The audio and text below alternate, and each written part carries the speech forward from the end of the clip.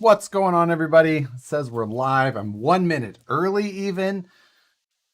This week, something different, something I haven't done on here before. But now that monthly mayhem is over, I've got things to catch up on and just so much going on. Hopefully, somebody can confirm audio's good, see where you guys are checking in from. But yeah, we'll get into that. Good. Sounds like we're in good shape.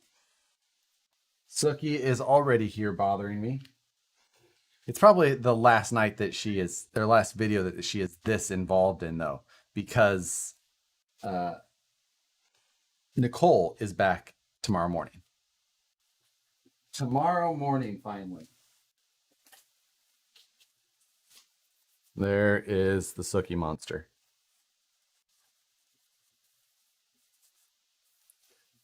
She is ready to have Nicole back. But tonight, what I've got is a box. I have a box. And in that box, there's a truck, I'm told. I have not seen this truck yet.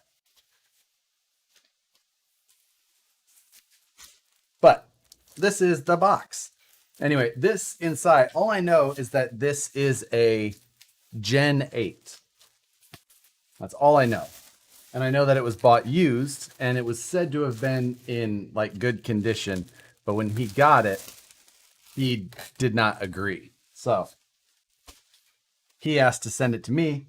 I said that I'll look through it. Basically, I said that I was going to grab a fast steady bearing kit, obviously, and replace all the bearings, because replacing the bearings in a car, basically you get into everything about it. So it's the best way to like do a once over on a vehicle.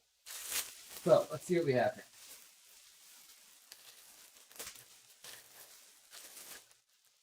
Whoa. Oh. Oh, this thing.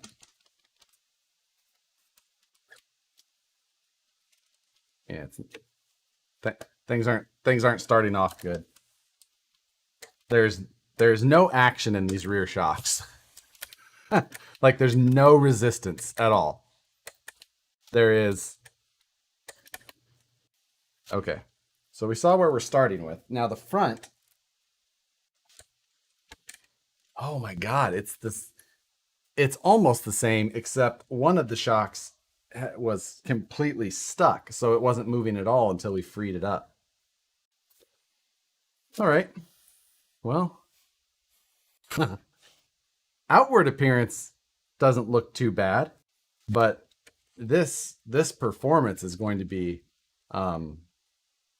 quite poor, I would say. Let's figure out how to get the body.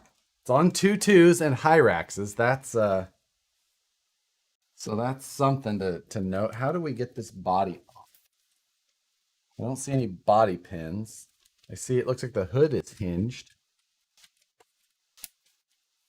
There we go.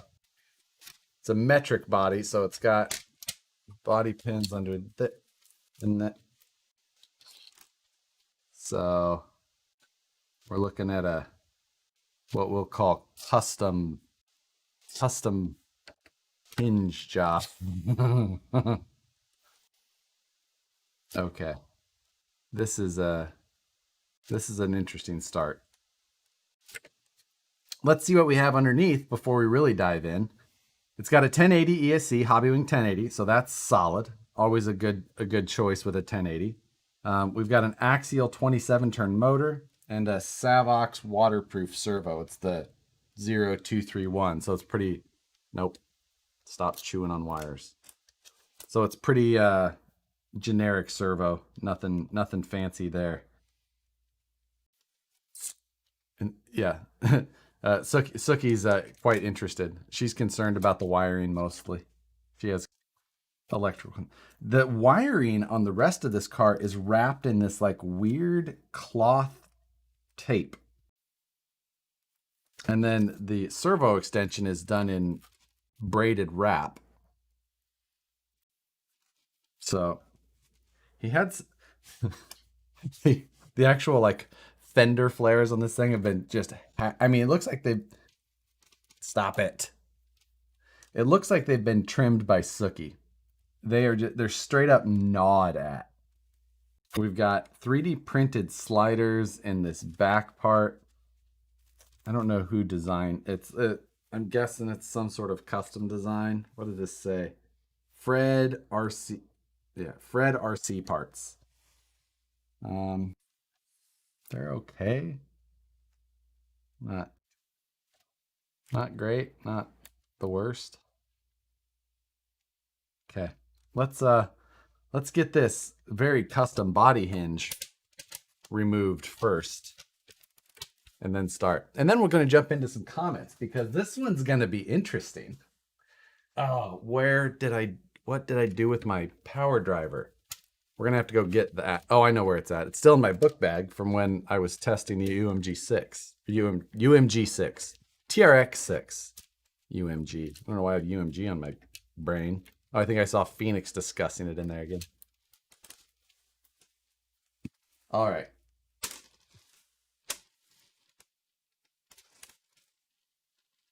Rob, if you're watching, I think we're gonna have a time tonight. Hey, and thanks. Before the stream started, Pleco donated $2.99, and I appreciate that. Thank you, sir. Stop it, screw liquor. Nope, not for you. It's all about the droop. It is definitely droop. However, this is not how you want. For one, I don't like droop. I think it's a poor setup. I think it's a way for people to get something to look low, but it just unload. It's droop suspension is poor. Don't run droop. A little bit of sag in your shock is normal, but fully compressed at ride height, no bueno. No bueno. Oh boy. We've got things to discuss here. We're going to have to pull off this custom 3D printed bed. See what that's all about.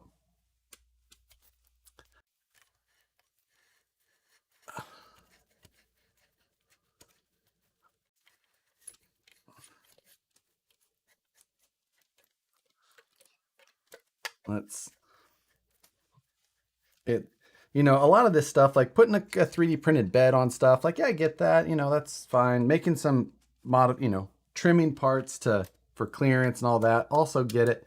But do it with you should pay attention. Like, this thing looks like it was done with a pair of side cutters and just like clipped off. A Dremel is cheap. Dremel it and sanding drum, or even a hand file. I use hand files so much. You can clean up so much with a hand file and make things look infinitely better. You just have to care enough to do that.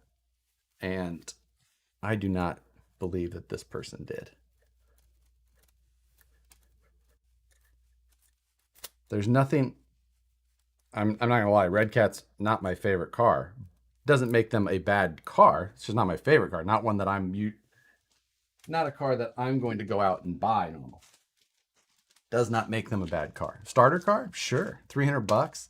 I can sometimes disagree with certain things because I don't like somebody to have a bad first experience with a vehicle and then put a sour taste in their mouth for the future. But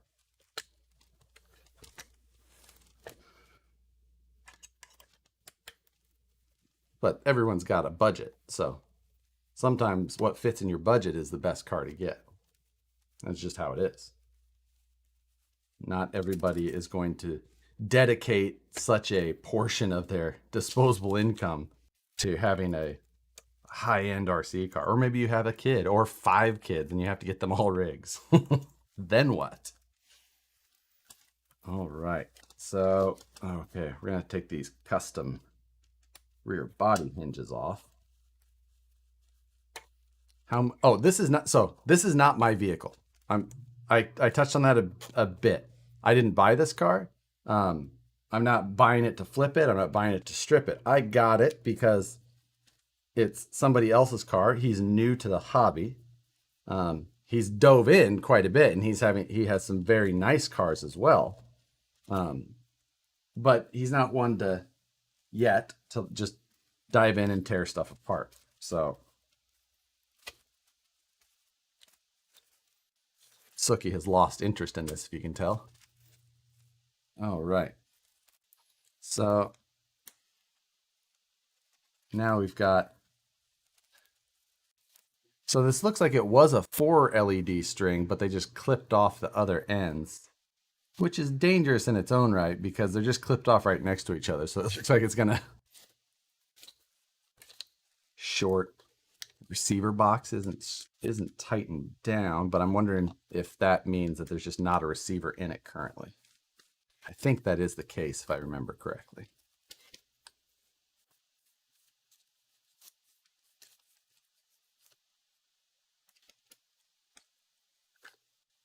Why? She just licks the screws. She doesn't eat them. She just licks them. Stop it. I say she doesn't eat them, then she literally picks one up.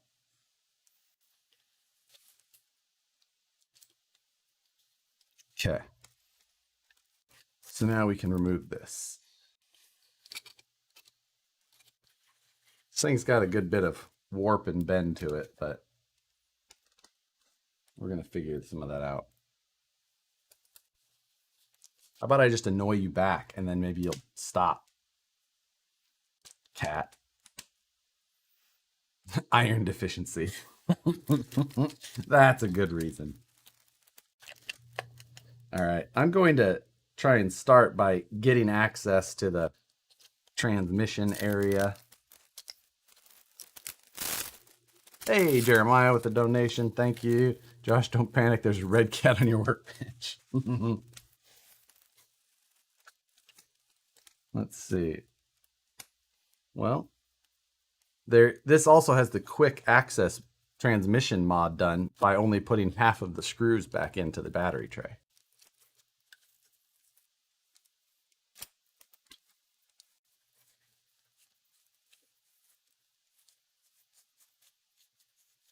I thought you would be house cleaning and doing dishes before Nicole gets home. I don't like to set the bar too high. I don't like her to expect that type of homecoming. She should feel needed. So when she gets home, she can tell that, without her here, things just can't be maintained. So therefore, I like to leave several chores to be accomplished by the time she gets back. Okay. We've got some sand, some rusty drive shafts. Sookie. I've given up trying to get her to go away. Who does the laundry? Not me. Nicole does the laundry. I'm capable of filling the dishwasher, which I have done that. Sookie is the new woman in the house. I don't know why she has to be so close into where I'm working. Just her face right in there. Can the Element IFS be fitted to the VS410 chassis? I don't know that. I don't think so. I think it's a little bit too specific. I'm not sure. I mean, I haven't seen anybody do it, but I also don't love the Element IFS. It just has such bad clearances and stuff. All right, Sookie, can we pull the transfer case out? Are you okay with that? Do you have any objections? All right, transfer case is out.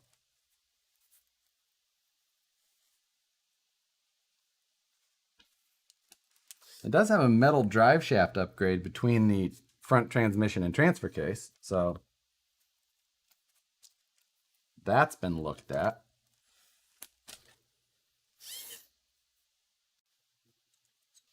I believe this is our other mount.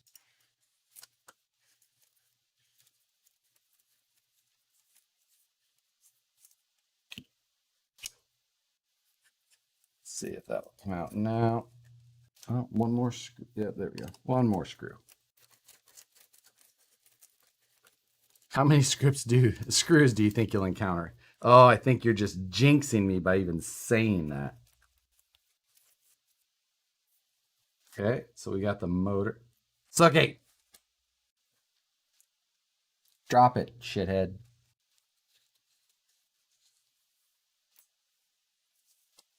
Okay, good old bullet connectors still in place to pull the motor and transmission out. You just don't get this cloth wrap. See that stuff? It's just nasty. Like, why do you want that on here? Ugh. I can't imagine a case where I would ever want that on any of my wires. You can't, no. So it doesn't look good at all. It looks worse. Why?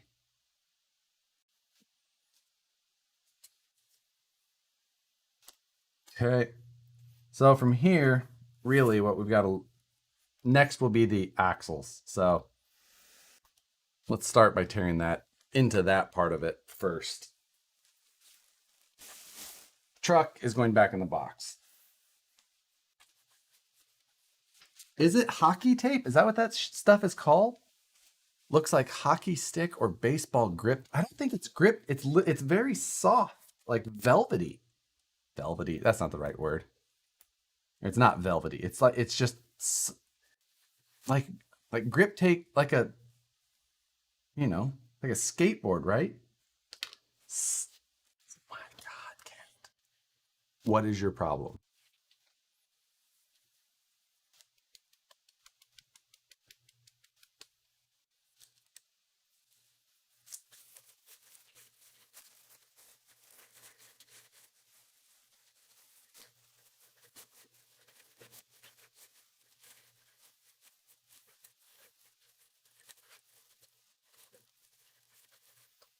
Just trying to get some of the sand off this thing first. You need a cat sitter. You are not wrong. What I need is my wife back. She holds this place together.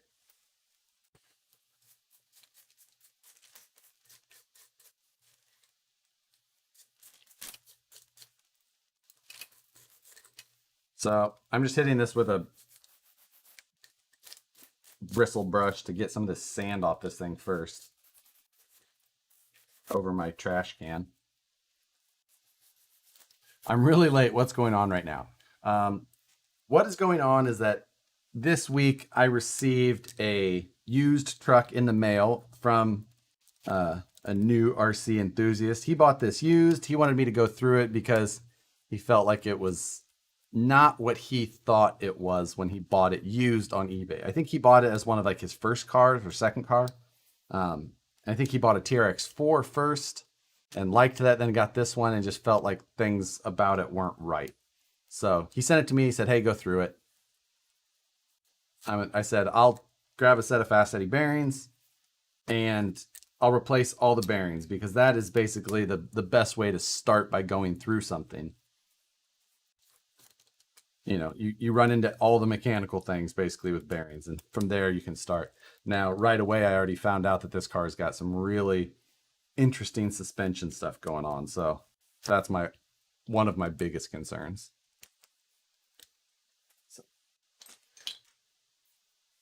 Sorry I'm missing comments. I kind of enjoyed doing this, like diving into someone's project, just seeing what it was or what happened, what transpired. I find that pretty fun. So this is kind of a fun stream to do. Anyway, so I'm going to read some comments here while I can do two things at once. Hey, Evan, I found a Crown Vic for sale just down the road from my work. Should I buy it or hit up Cletus to see if he wants another? It's $800, needs work, whatever that. Evan, I think you should buy it because I think it should replace the Danger Ranger, and Crown Vics are kind of cool. I would drive the crap out of a Crown Vic, not gonna lie. Especially straight up. I watch most all of the Cletus McFarlane videos, but why can't I remember what neighbor? I mean, I think you do it. You don't have just neighbor style with the tube rear bumper and all. Not sure what's more entertaining, seeing Josh working on a red cat or seeing a cat working on a red cat. Josh, I read that a cat will start eating its owner within 72 hours of them passing if the cat is hungry. Good thing is that Nicole will be home within 72 hours. So even if that happens, Sookie won't start to gnaw on me yet.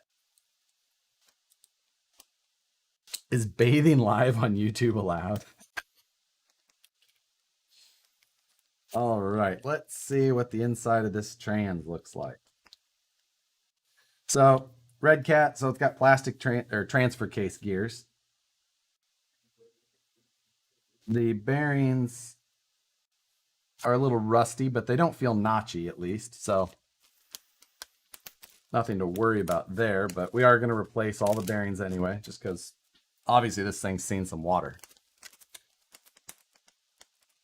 What are you going to do with the DR10 you built? I plan to finish it. Is this kitty porn? Can I send you a basket case rate to go through together next Friday? Probably not next. So the other thing is that I still have like 3 kits on order right now. And it's just like kind of filler stuff right now. So I don't like to plan on anything too much, but I have another car for Rob here. So it's just like, sure, send this one. I can send them both back at the same time.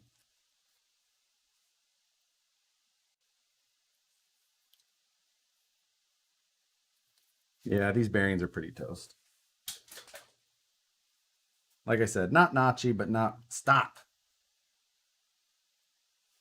Little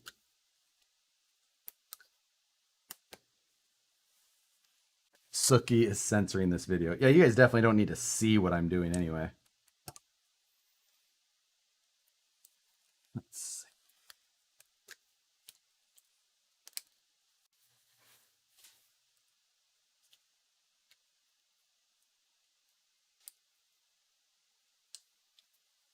New gears, so fresh and so clean.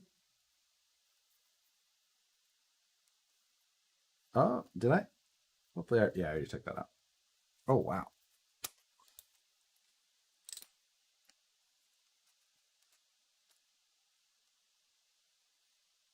Gears in general are in good shape. No. How much is it? How many times this stream is it gonna be me yelling at Sookie to stop doing? For the love of God, put a Holmes motor in it. This is not my truck, remember. And I think, after seeing this already, I think that he should minimize his investment into it.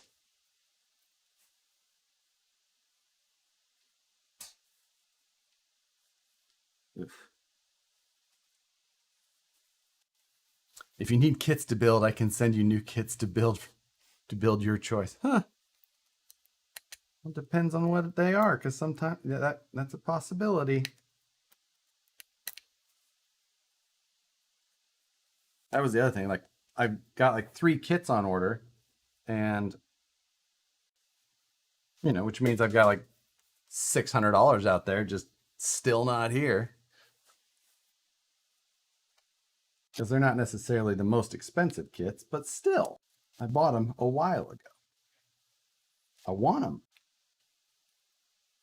I have 1 more trike on the way, which I'm really excited about. I have 1 motorcycle on the way and 1 4-wheel.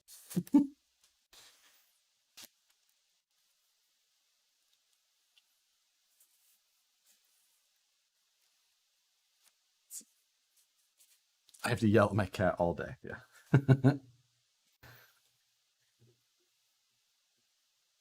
So, being that these are plastic gears, I'm not too concerned about the amount of grease on them. They still have grease on them anyway. But teeth look good, and plastic gears usually aren't super picky about the amount of grease. So, nothing really to discover in the transfer case.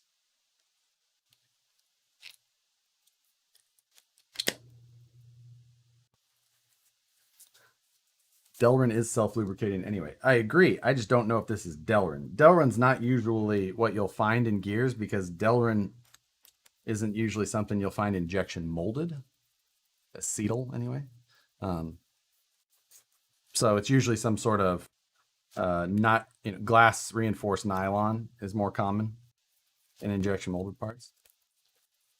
Are you going to drag race the DR10 locally? Most likely. That would be my plan. I need to finish both of my drag cars. Oh, see what happens when you get drive staff stuck on your paw.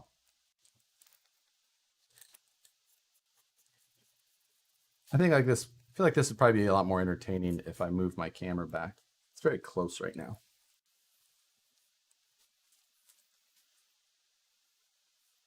Here's the normal spot with my monitor so that I can, there.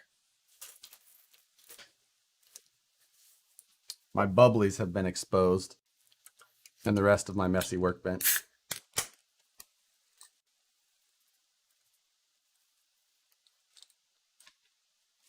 So, okay. T-case is good. Done there.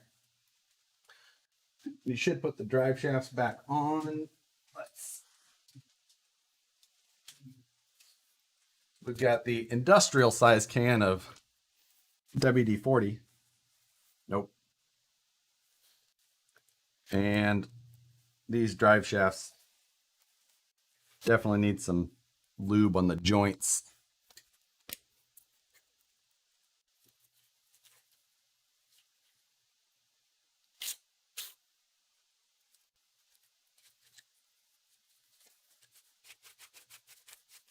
Lots of rust on them. No alcohol tonight. That is correct. I've had 3 Bloody Marys in the last week, which is way more than I've drank in the last 6 months. So no more for me. They're good, but I'm just not much of a drinker anymore.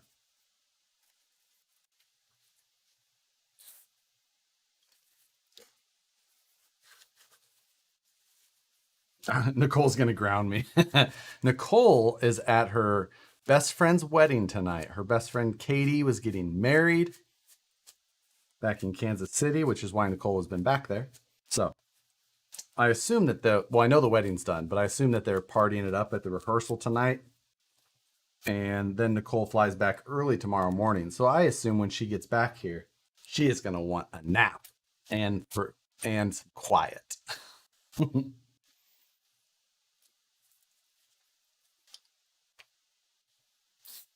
And I assume Suki will look bigger than when she left because she is growing like a weed.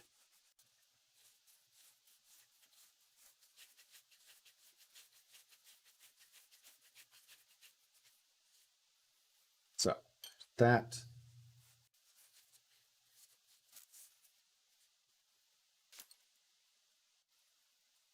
And you have to remember how the orient, there it goes, like this.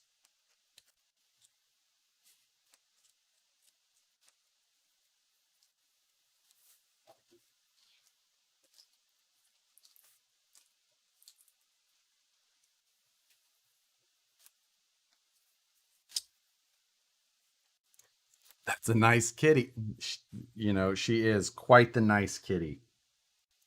She is a Cheeto cat, which is half Bengal and half Osicat. So we have one Bengal, and then we lost our male Bengal about 3 years ago, and we wanted another Bengal, but they're a little on the wild side. So this breed is supposed to have a lot of that Bengal personality without all the Bengal crazy. And so far, I think that they nailed that, whatever you would call it, description of their personality. So we're quite happy. She definitely does not like the smell of that WD-40.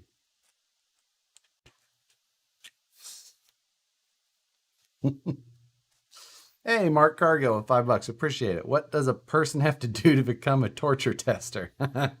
I could use some new rigs to put through their paces. You know, that's quite the question. That is a hard one. The one that usually the first step is be local. So that geography is quite the player in that equation. There we go. Wife is watching with me and was wondering what a Cheeto costs. You know, like, um, they're expensive for a cat, I would say. Uh, you know, you less than 2,000. By a lot, but less.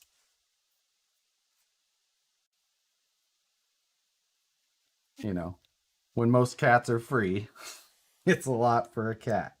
But we don't have kids, and our cats are obviously a big part of our life. And I mean, honestly, she brings it in on YouTube donation. Why are you attacking my shop rag?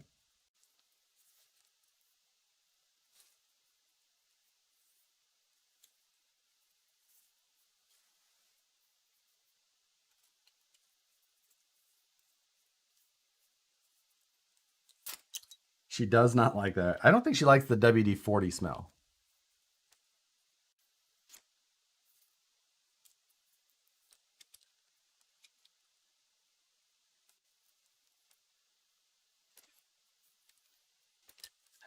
Ah, I see.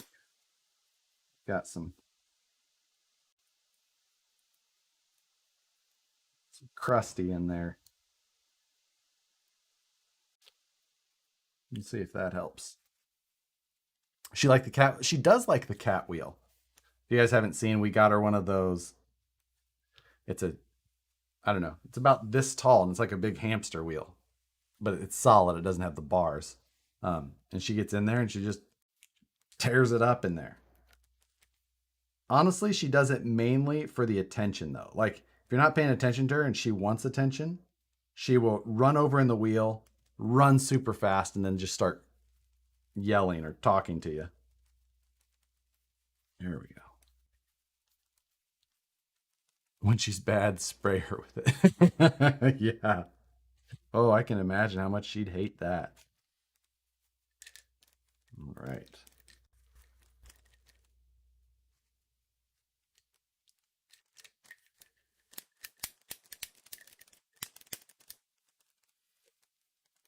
What is Josh repairing? I am currently repairing a Red Cat Gen 8.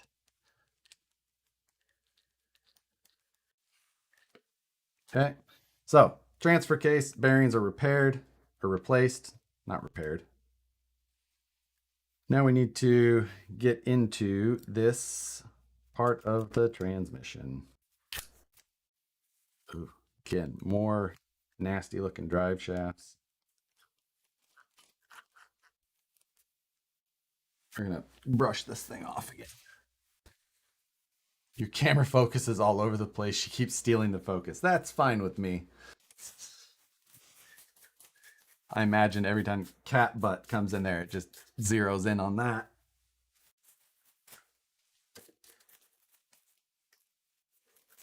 I think this truck lived a lot in sand and really fine dirt with some water because there is a lot of sand and crevasses. And then rusty drive shafts and bearings.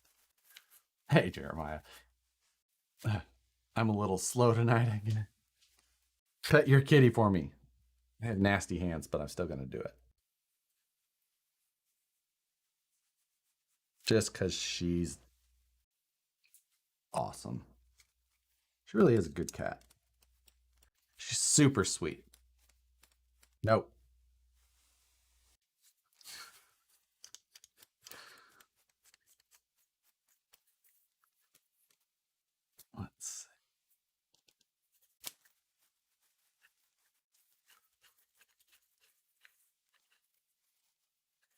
It'd be funny if Josh had a laser pointer on the bill of his hat. Yeah.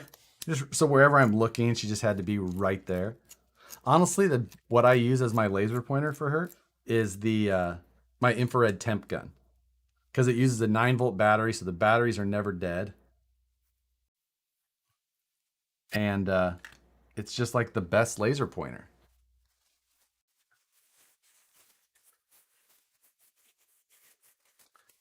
Motor plate's actually in really good shape. Not much on it, and for not because it doesn't have a spur gear cover, so I was kind of worried about that, but it actually looks pretty good in there. So I don't know how.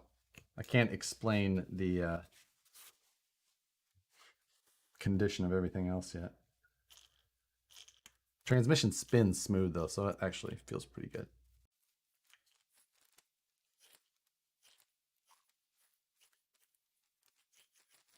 Hey, what thread locker do you use? Currently, I'm using Turbo Lock. These little tubes of it.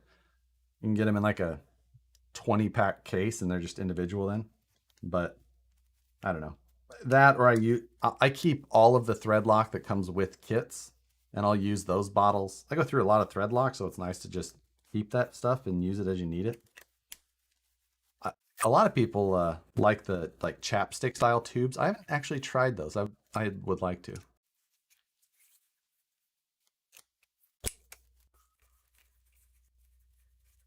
I'm slacking. I haven't built my SCX-10 3 kit. I got a few months ago. Yeah, that's FYI. Josh hasn't finished his DR10 yet. I have not finished my DR10 yet. Who wants to know? Oh, no, kidding.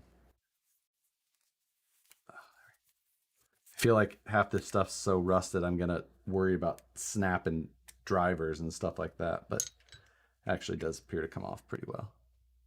Rust isn't terrible, really. The amount of rust is what I meant, of course.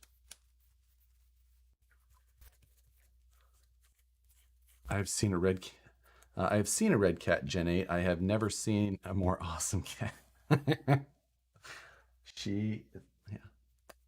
I don't know why she's standing in the corner. She's in trouble.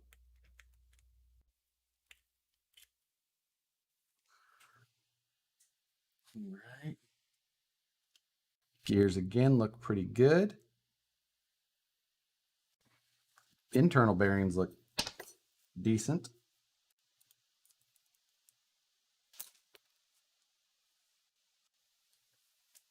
Still pitching them. Just putting new fast eddy in everywhere. Going the easy route to make sure it's all good. Nobody puts Sookie in the corner.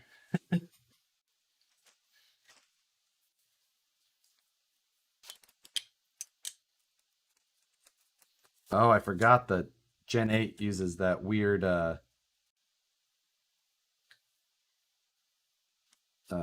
slipper crush washer pack style.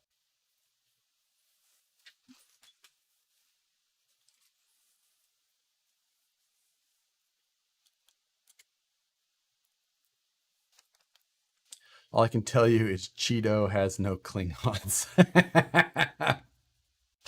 Yeah. Sorry for the cat butt all the time.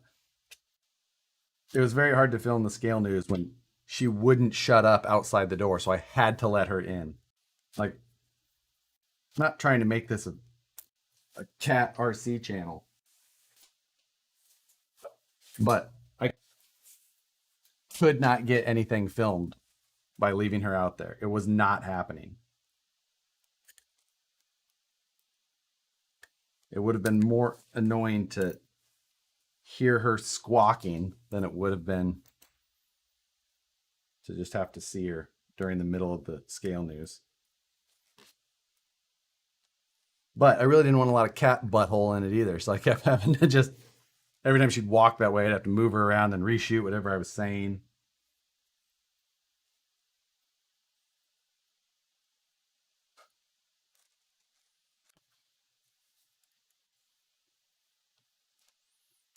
All right.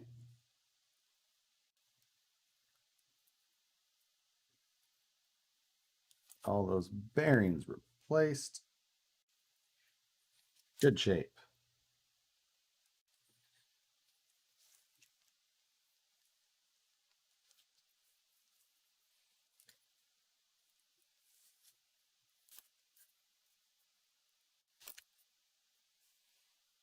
teeny tiny little bearings in this thing in some places. It is crazy to me that bearing size choices.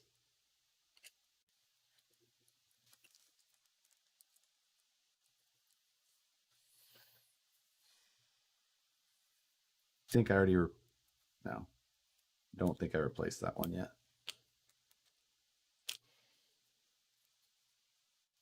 CBRC, cat butt RC.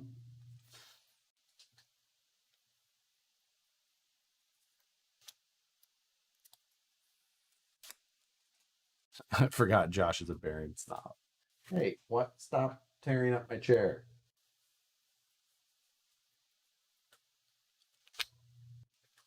Okay. Nope. Backwards. Output shaft is backwards. Hey.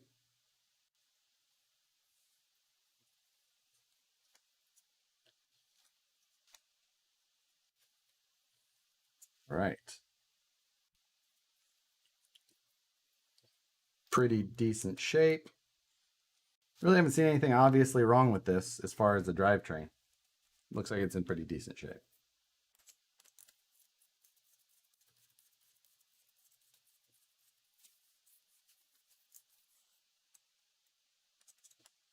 Let's. Is it Chester Cheetah?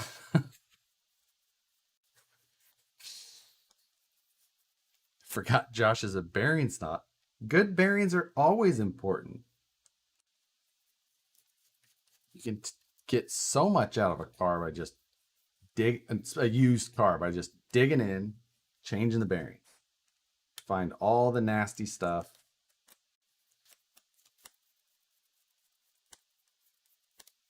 It ain't easy being cheesy. What's worse, a squeaky chair or a ripped out back? Yeah, I know.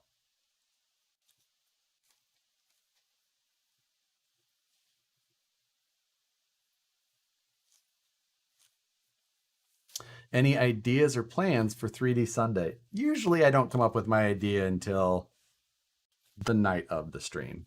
I mean, I need to get back on the trailer, but I don't know that that'll happen this week. Nicole will just have been back. So I'll probably do something simple. I'm thinking about actually doing something more along the lines of like an actual tutorial rather than just me drawing some random stuff.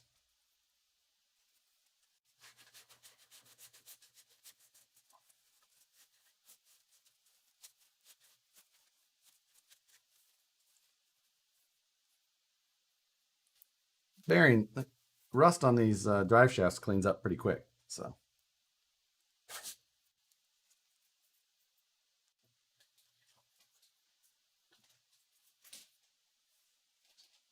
What are you doing, you little psychopath?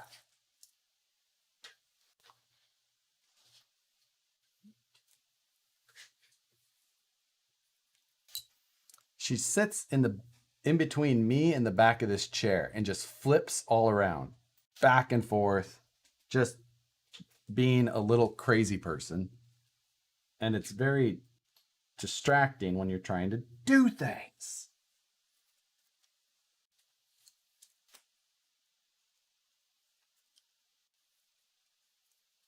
And every once in a while, she puts a claw on your side. My cat is watching your cat on my TV. The pic on my Instagram. Oh, yes. I was on my computer in there earlier, replying to some comments on videos and things like that. And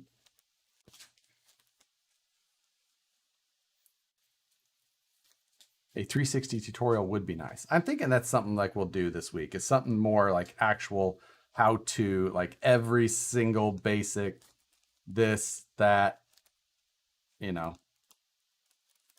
everything. So we shall see. See what she's this way, she's that way. A lawn tractor body would be a lawn tractor would be fun. That would be really cool. Like an old school John Deere lawn tractor. I like that idea.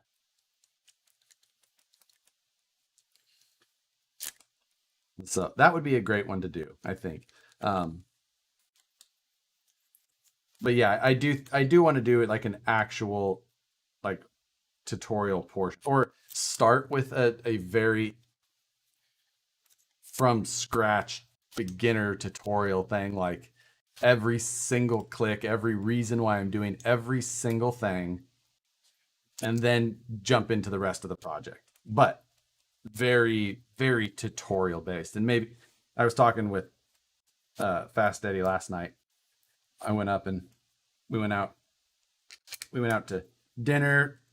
Him, myself, Steve. Oh, I'm just a cat guy tonight. Wow, this is really not good for my channel, I don't think. Because I think they're gonna, yeah, they're gonna. Sorry, Safi. I have to play favorites for a minute.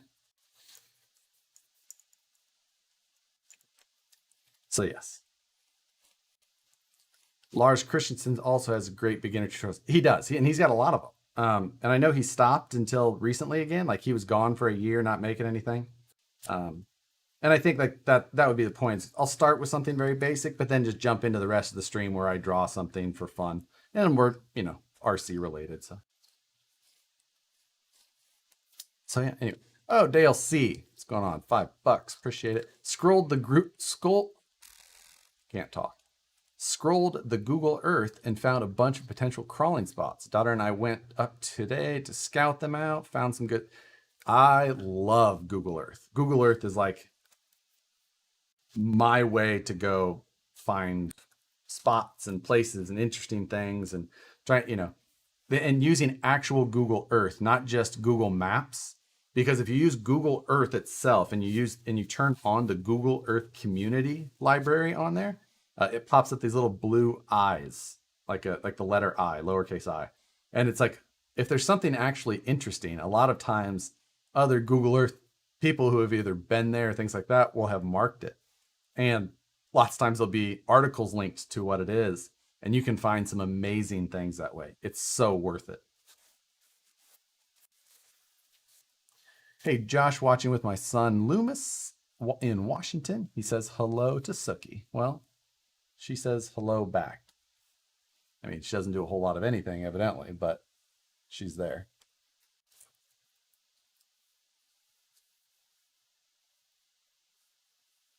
It's not very comfortable with where she is. Stop Sunday idea. Oh, STL Sunday idea. Mount for turbos for the Wraith 1.9 to mount on the 10.3 motor. That's a good idea because I actually have the turbos that like Mr. Cherokee or something like that sent to me at one point. And I should do that. Are you stuck? I'm getting you out of there. Thoughts on the 10.3 JT? I mean, it's basically just the SCX 10.3 JL, but longer. And I like gladiators, and I like long wheelbases. So I think all of the above are still good things. Okay, here's the thing. We've now finished the transmission. So, and now we have to get into the axles.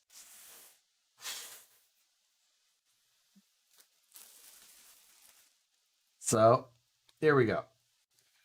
Again, for those that don't know what we're doing, somebody sent me their truck that they bought used and asked if I could go through it for them.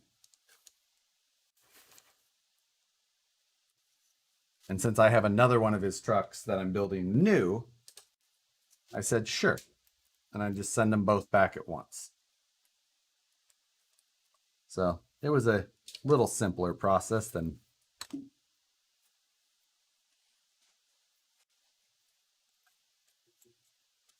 I want to pull this off from there. Let's pull off these huge 2-2 China bead locks.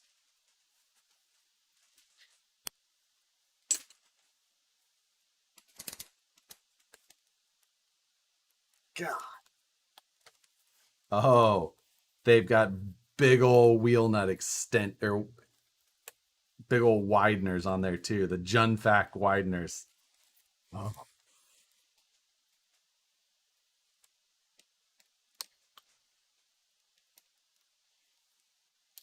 If anything, all the slop in this thing is going to be coming from the combination of wideners, sloppy hexes, things like that. Hey, Jeremiah, trying to figure out how I'm going to store my RC cars in my van build with limited space. Any advice? Oh, that's an interesting one. Stop it, you two. Go on. Is it one of the, are you going to do the, what, like the ProMaster van, the tall one? Or, you know, because like I've seen some of those van, like I like the van builds. I watched several of them. Oh, wow. That's, so the big 2.2 tires, the hex pin in this thing was broken in 3 pieces. So there's our first noticeable failure. Always good to find those.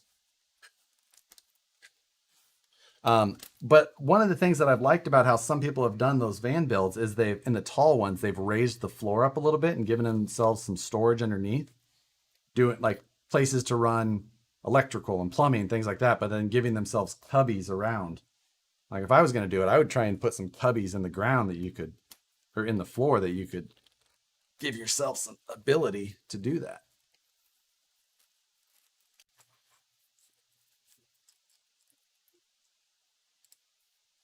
Right, let's see what we have behind door number 2.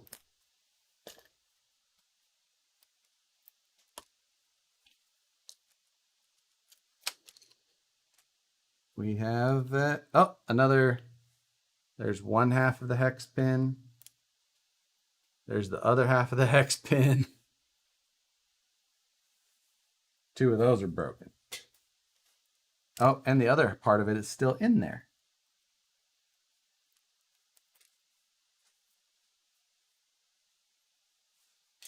Three pieces. No, it's a low top cargo van. Okay. So then you're going to be fighting more for that storage space. I get it. Man, you might have to wall mount with like bungee straps to hold them tight just to keep them out of the way. Or at least I imagine you're going to have a bunk set up and then have storage below a bunk, but I know that's where a lot of people put like the refrigerators and stuff like that.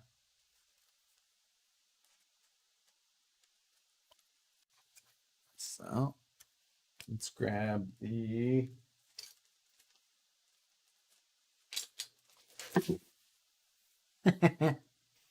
Sucky fell.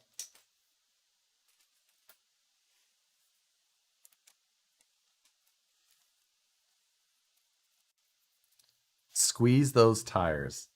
Or you want me to see if they're vented? Or you just want me to do it just because? They are not vented, which is a good point, Jeremy. They should be vented. Foams don't feel terrible, but they might just be new and break down quickly. So, because the tires don't look like they have almost any use on them.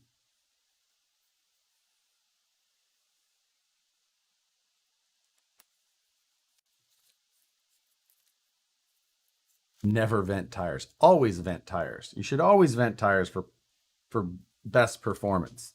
We're not running one-to-ones. So to get, our tires do not have lateral support like a one-to-one tire. Therefore, you need a proper foam and a vented tire to make them work right. Otherwise, you're working with air pressure. You're going to have bouncy tires. All bad. Vented tires, always the way to go. And then, if you get water in it, squeeze it out, replace the foams, whatever you got to do, but always vent your tires. If you're going to just run in water all the time and you don't want it out of just convenience, then is what it is, but you're sacrificing performance.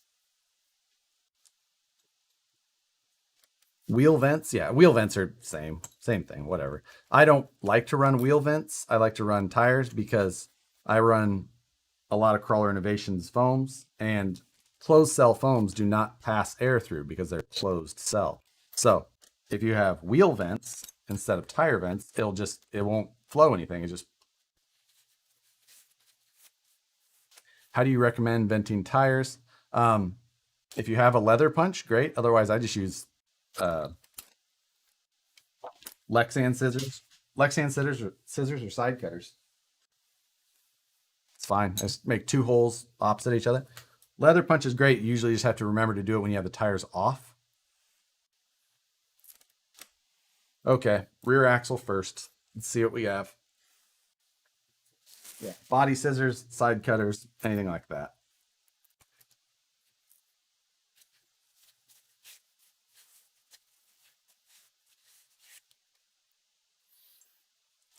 These axles are quite disgusting.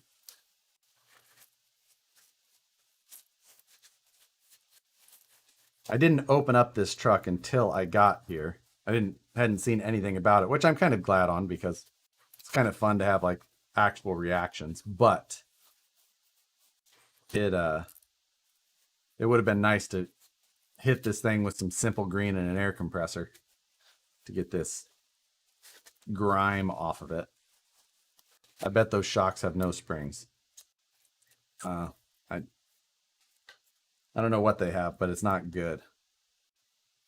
They're just like, these look like some Amazon special, just cheapo, shitty shocks.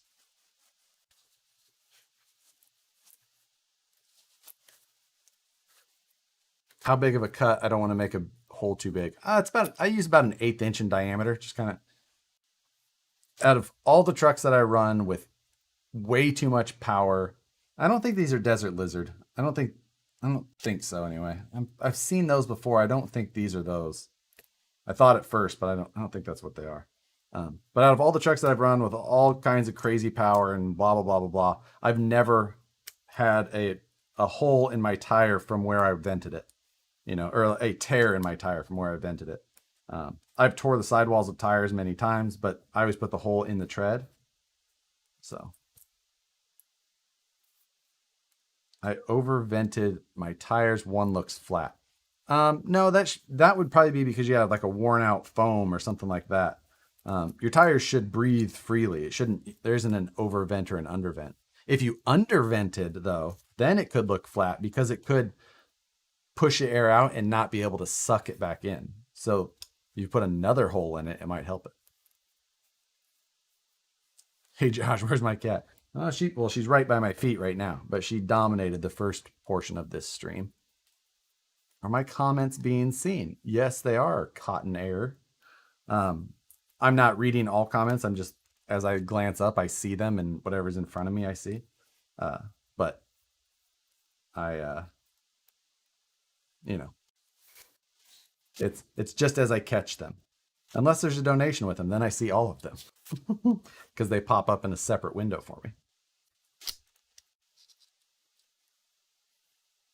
All right.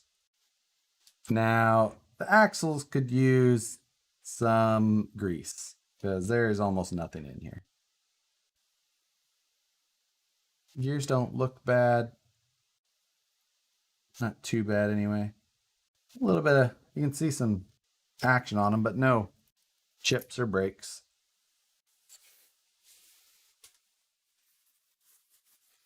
Vented or get bent. Let's see. I've been lucky, I guess. I've never ripped a tire. I've ripped plenty of tires. Back in comp crawling, especially because you'd be getting when we'd run crazy steering and you'd be pushing it to its limits and you'd go up against something and push it into a knuckle and hit it and tear a tire and that type of stuff. In scale rigs though, it just doesn't happen all that often. The only thing the crawlers I had on my VS410 Pro last year, I probably had 20 or 30 holes in the sidewall just from the amount of runtime I had on that car. And they were just fine little pinholes. And it didn't really affect anything, but I finally replaced them just because. So it always surprises me how undersized the bearings are in these cars.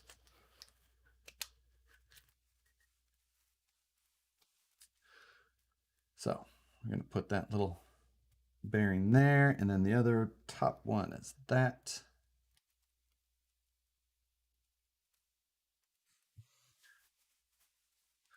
Dale, see, thank you.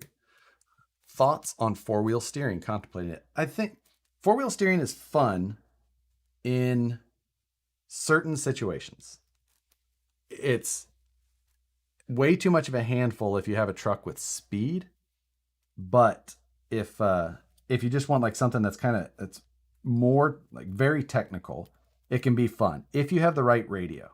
And then also I think the other thing that people do most of the time, but I would suggest otherwise, is don't even radios like my 4PM has four-wheel steer mixing, but I don't recommend it. I recommend putting your four-wheel steering on a 5-position switch so that you have center, halfway, full lock, each direction. So you have full, half, center, half, full. And I find that works better than mixed steering, where it moves, counter to the front or with the front. I don't like mixed four-wheel steering. So, and that came from like when we used to compete a lot, and it was just you were always better with independent steering.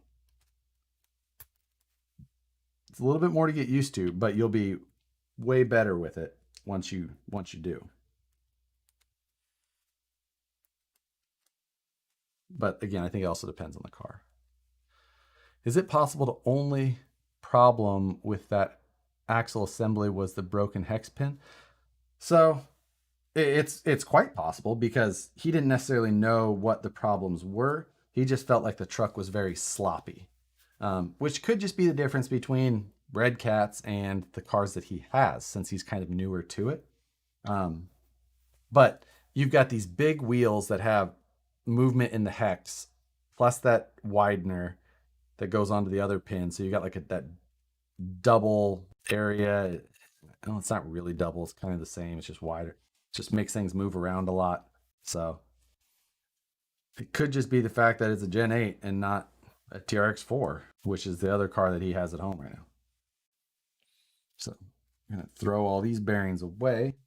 I guess we could just test them quick and see what they feel like. So I just put them on my body reamer so I can hold the inside. It's fine. It's fine. I'm still throwing them away, but still. That one's not great, but not terrible. It's just notchy. It's not failed, though.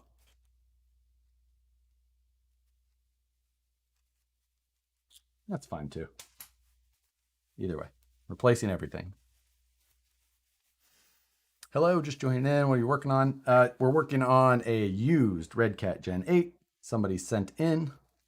I'm just doing a once over through it for them. So far, basically all we've found is broken hex pins and some, I don't know, ugly wiring. And some absolutely chewed up clearancing. Thoughts on the UGRC Predator comp chassis for the Gen 8? Not familiar with it, but if it's a flat rail comp chassis, I don't like it. I just don't like those. I don't like them in general. Just not something I would.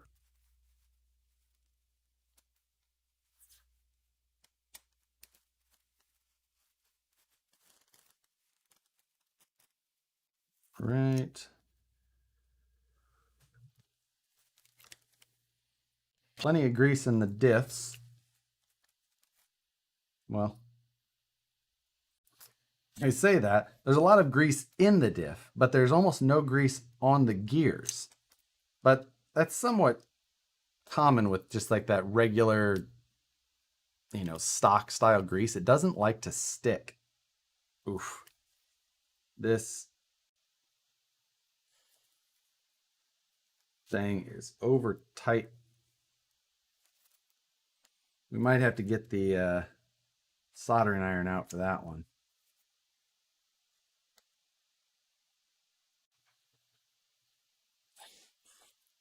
It is super tight or over Loctited. I can see the white around the top of the set screw, so my guess is that it's just way over Loctited.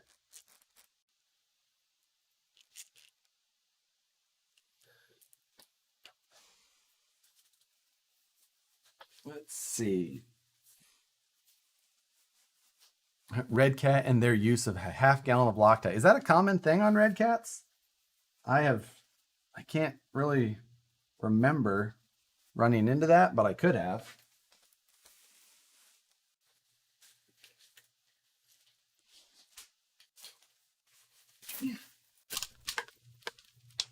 So we're just going to get the soldering iron out. If you're not familiar with this method, all it is that when there's an overuse of thread lock on something, you can get it loosened up by using a soldering iron and just putting the tip into the set screw. It'll heat everything up, start to get it all free.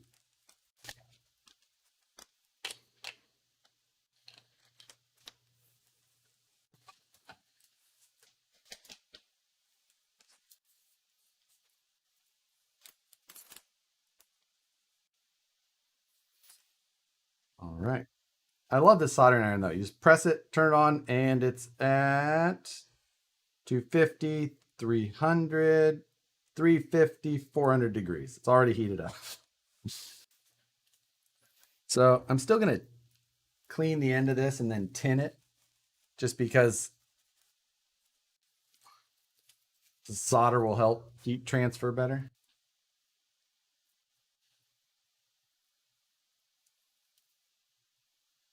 Wipe off the excess so I don't fill up the tip of that head.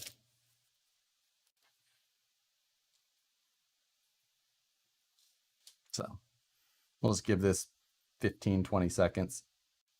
Are overdrive, underdrive gears a good upgrade for a Gen 8? Actually, do they make overdrive, underdrive gears for these? I'm not familiar with them if they do.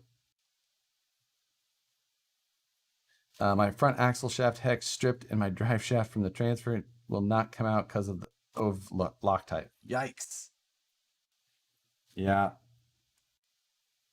CENDL for all the bros. I saw that today as well, Monster Parts. That is definitely straight bro dozer style. Looking forward to covering that in the Scale News. That is plenty hot now. Just touch the backside of it with my finger. And it loosened right up. Came right out that way. Oh my God. I'm going to try and I think I just knocked a lot of it off, but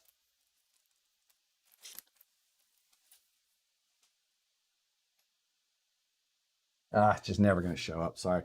There is so much thread lock coming out of this thing. I can't believe that I was even able to get it freed up. Wow, that was way too much Loctite. They like filled the hole. So much so that the drive shaft is fused to the pinion even. God.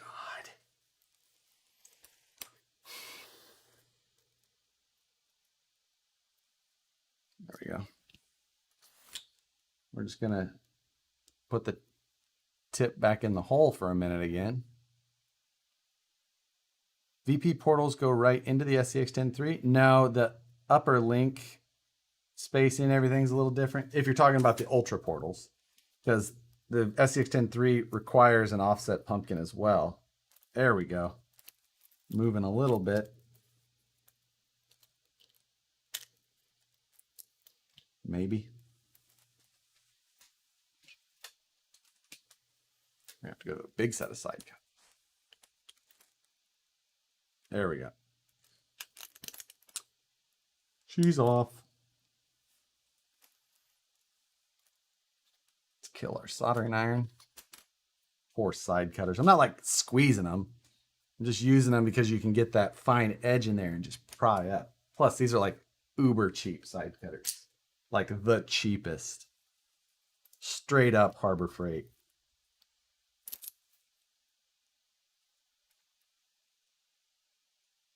Drive shafts all look good. Red Cats do have pretty beefy axle shaft. Pizza Woodworks. Ooh. Oh, wait. Does that say Plaza Woodworks?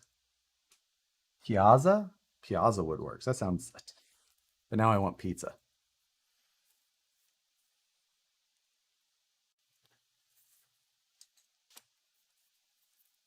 Those are Dykes. Dykes side cutters, I call them the same thing.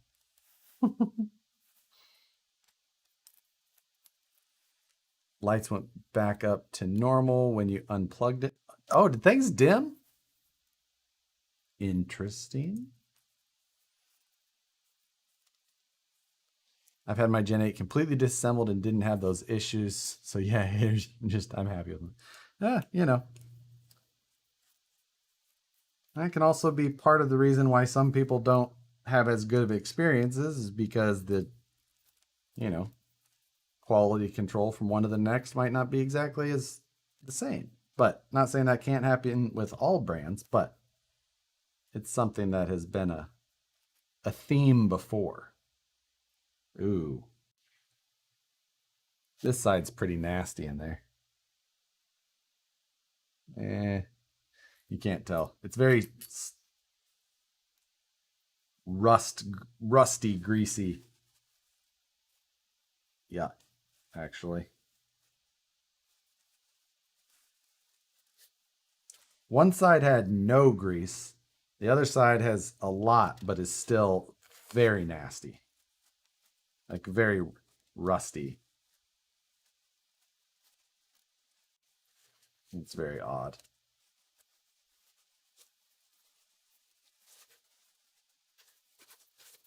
Do you get a sore back sitting so long? Really? Usually I'm pretty good. Honestly, I like this chair that I bought. Taco Bell discontinued the Mexican pizza. I saw somebody post that the other day, and it's like, does anybody still buy the Mexican pizza? I remember like when that came out and was a thing. I was just like, oh, I've had them before. They're okay. I don't think it'll be something I'll miss.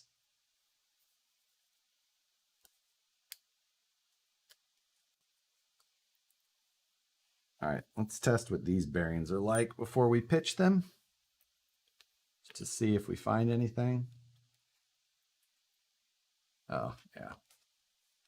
This side is junked. I don't know what's in that, but it's super gritty, nasty.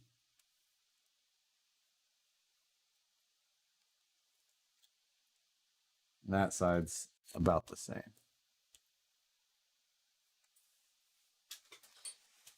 I don't know why this side is. See, I do not know how you get that much rust in here with so much grease. Yikes.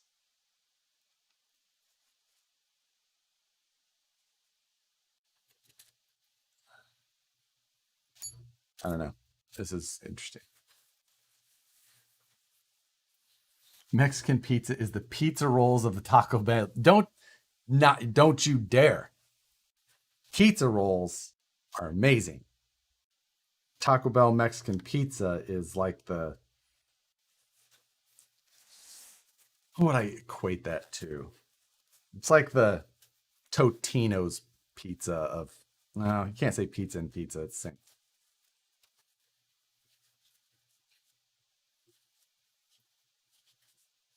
Diff bearings aren't bad, or weren't too bad at least. They definitely don't have that rust, nasty, gritty feeling. That one was good too. Still throwing away.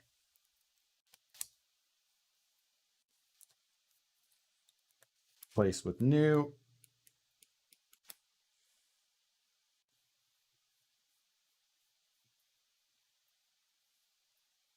Feels pretty good. We're going to try and wipe all the grease out of this thing because while this center section had grease on it, like, or in it, there's no grease on the actual gears. It's just all come off and the gears are dry. So Hey, Todd Proctor, appreciate it. You guys have a great weekend and thanks for the great video. Appreciate it. Thank you for the donation.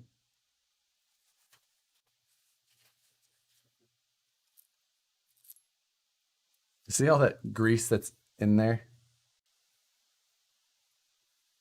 Let's see, that way. Like packed in there. Just completely smooth, nice and out of the way of any of the gears that it should be lubricating.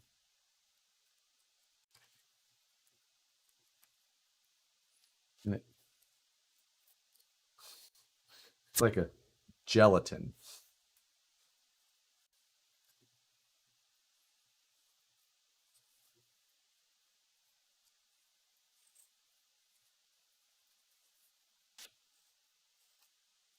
Yep.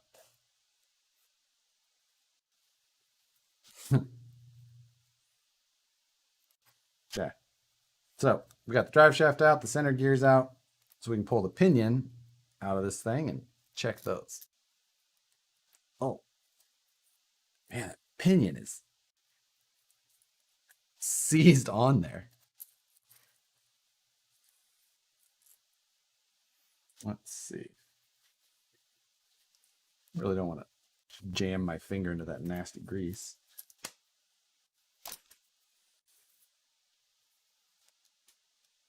Oh. All right. Hammer time. We're going to get our punch set out and my favorite little hammer.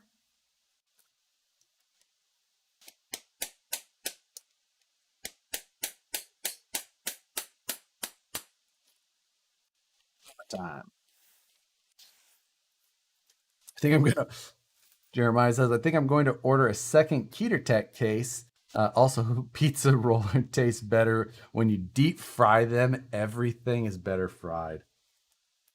You know, I don't know that I've ever tried to improve a pizza roll. I think that pizza rolls are like one of the best trash foods ever. Like they're absolute garbage, but they're so good.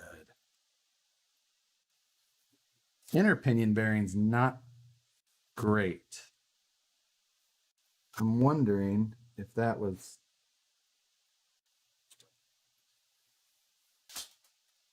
There's just so many of the bearings on the Red Cat are so undersized. And I think that that's a lot of the problem. Like the inner pinion bearing or race on this thing looks like the bearing stopped spinning and the gear was spinning in it instead.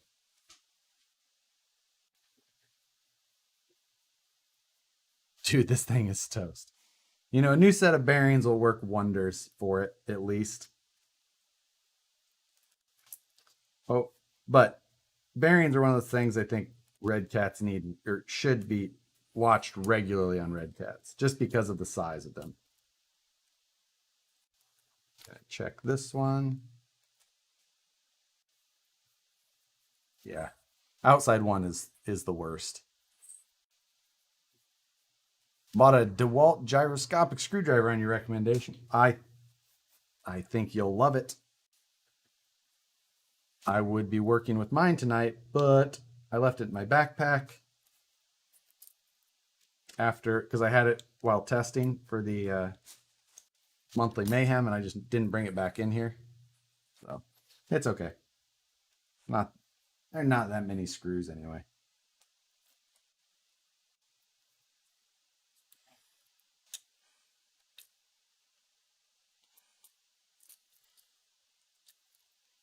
I feel like this pinion shaft is so out of tolerance. It's my 1, 2, 3 block.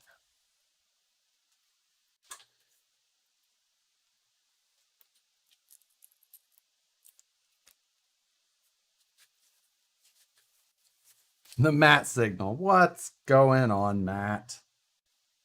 How are you tonight? Do you think they undersized them for cost saving? I think it's one of those things like they don't fully understand the reason that some of the things are beefed up. They just go with what they have is common and they just go with it. I think that that's a lot of it. They're not real huge enthusiasts in that part. With less than 3 hours runtime on my Gen 8, I don't think I have bearing issues. No, probably not in 3 hours. I hope not. That would be some bad mileage. Yeah.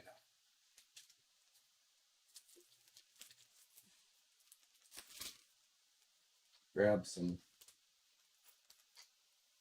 Vanquish grease, slap that on these things. It sticks to the gears a lot better.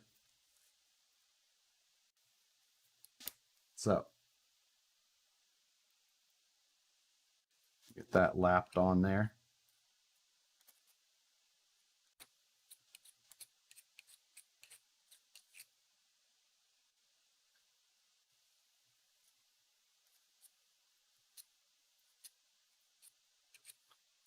All right.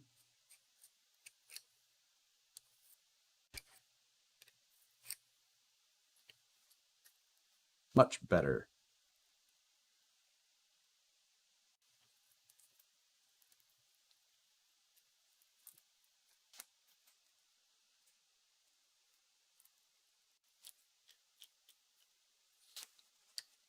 Feels good. Should stick to those gears. Put this diff cover on so I don't keep sticking my finger in that. Clearly, I'm the star of this stream. It's what we call pity, Matt. They're just here to help console you after the devastating week that you had. Hitting. Hey, kid. I'm so happy to be done. So happy. I feel like I've got more sleep in the last 3 days than I've had in the last month. I'm already over it. Yeah, me too.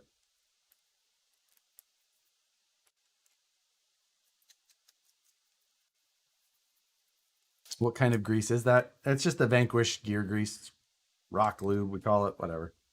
Just grease. You can use your favorite grease. I'm not saying it's crazy special or anything like that. It's just the grease that we make and sell. I'm not trying to be your Uber grease salesman. Use what you like.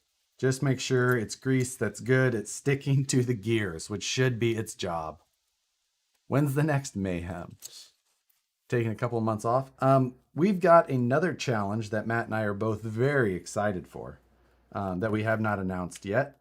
And that one's going to be next, but that one's not technically a mayhem challenge. That's just going to be another challenge that, like I said, we're both very excited for. Something that neither of us has done before. Does Eddie make grease for Vanquish? No, Eddie makes his own grease as well.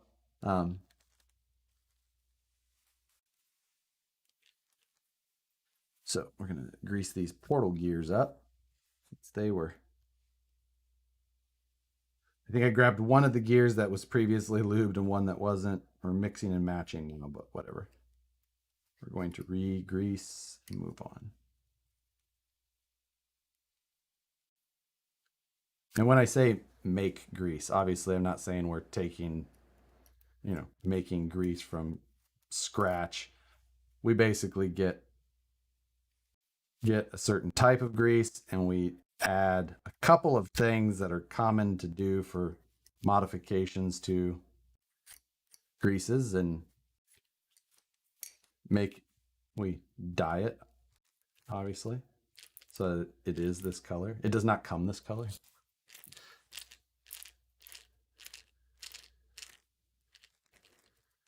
There we go. Nice and stringy. Get the other portal cover on.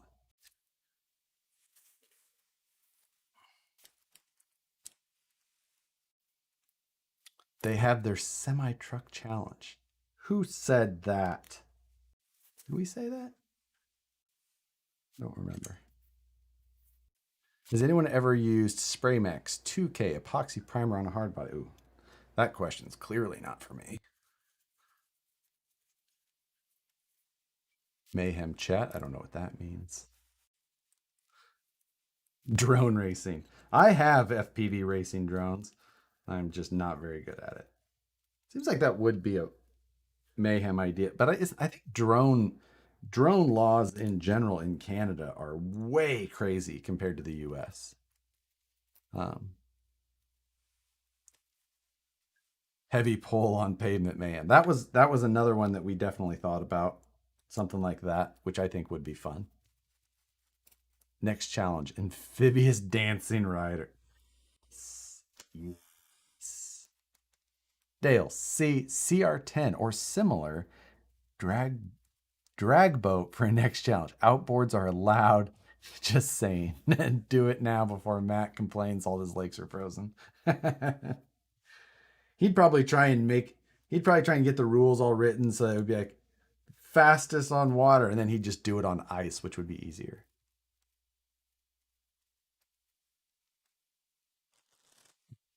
Oh, it just hit me. A challenge with the Tamiya tow truck, right? No, not the Tamiya tow truck.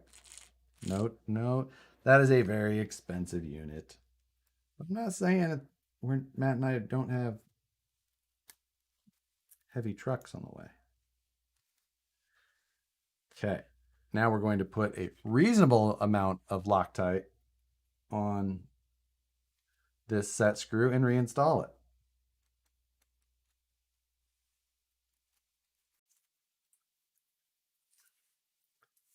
There we go. Scratch built Zamboni challenge. That sounds amazing. I would have to do some sort of Deadbolt or Deadpool theme. You're getting killed by a Zamboni in like 5 minutes.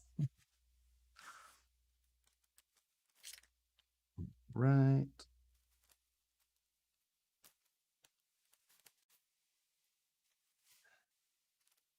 Portal gear. We better wipe some of the rusty grease off of this gear. Nasty. The Zamboni could start as a Roomba.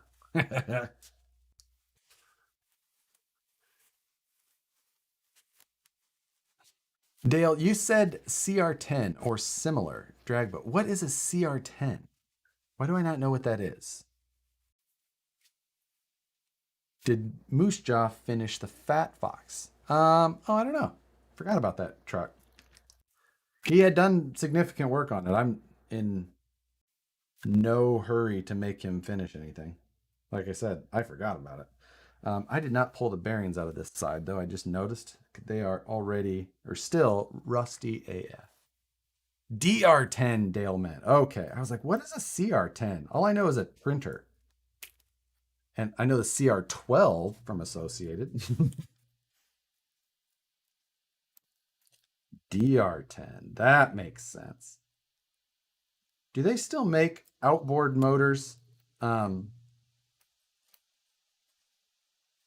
like RC outboard motors. I've seen like the vintage ones, and I think they're freaking beautiful. I think I would love to have one for no. I would love to have one just to display it, just because I think they're that cool looking.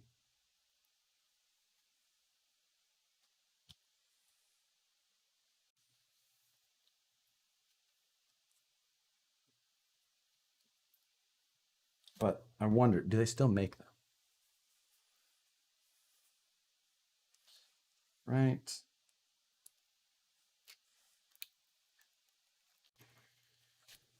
Yeah, RC Sparks had one on a Toyota, but was it new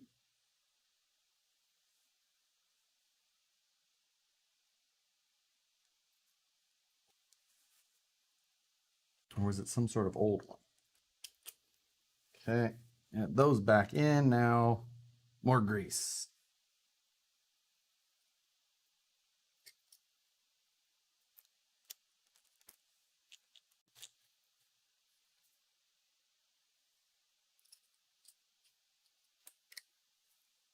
Yes, they do. New. Okay. VS 410 Pro or Ultra. It's really all just about if you want portals or not. Hi, Suki. Hey, stop clawing my chair up.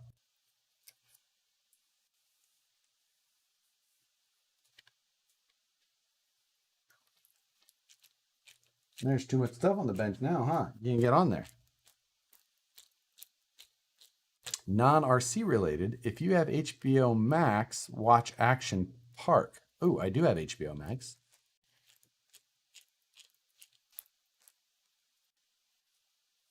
Okay. Let's put some more bearings in here. What is Action Park about, Ben?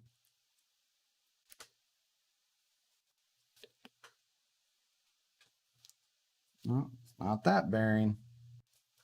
Hey, Sookie. No. Nope. Nope.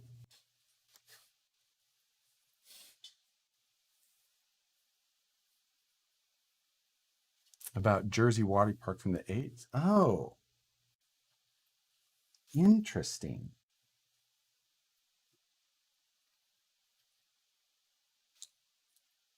Nope. You're not getting up there right now. It's full of shit you shouldn't be. Damn it. And my two hands too full. There she goes. She can go up there. She wants to eat the grease. It is food safe. So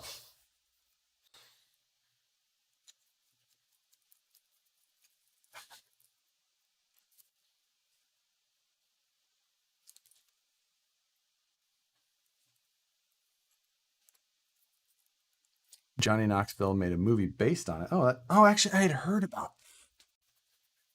There's a 1/8 scale Honda outboard motor online. Looks pretty cool. Ooh, I like it. I wonder how much they are. I imagine they had to be somewhat expensive.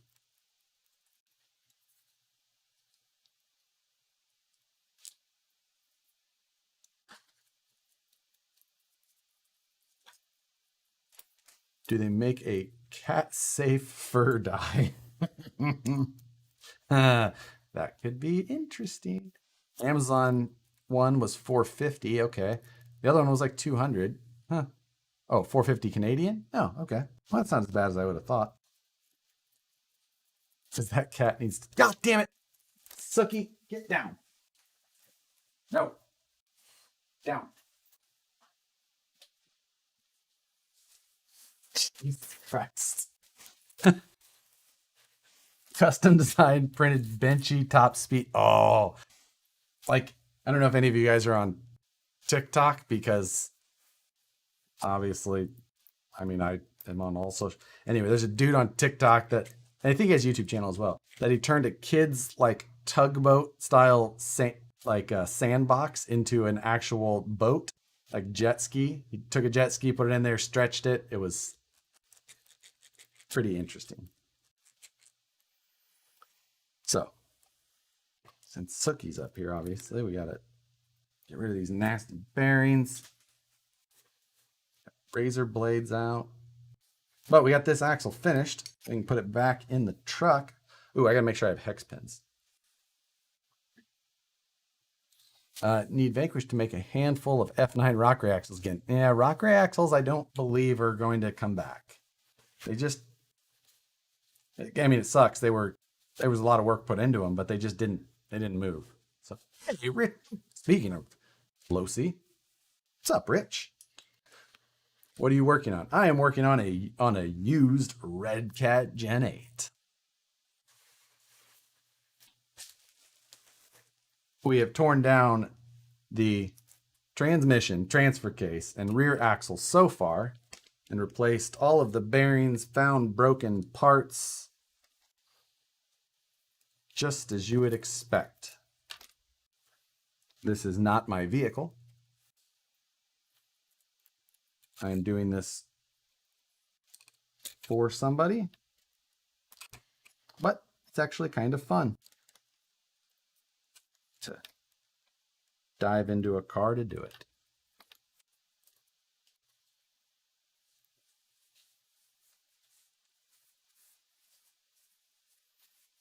She wants to play with the dumpster. Yeah, I can just see me not noticing and her getting up there and that both shelves just coming down. Like, yeah.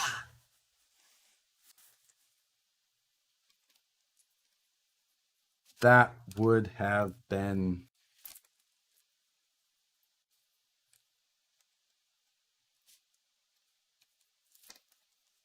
That would have been...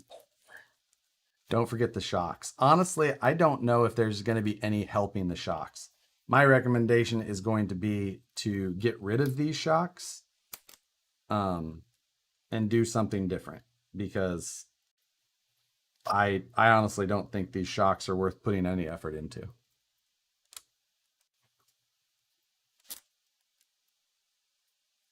So, you know. Which new bride is he building? Make some RC cats. What truck is above my class 2? Oh, another VS410 Pro.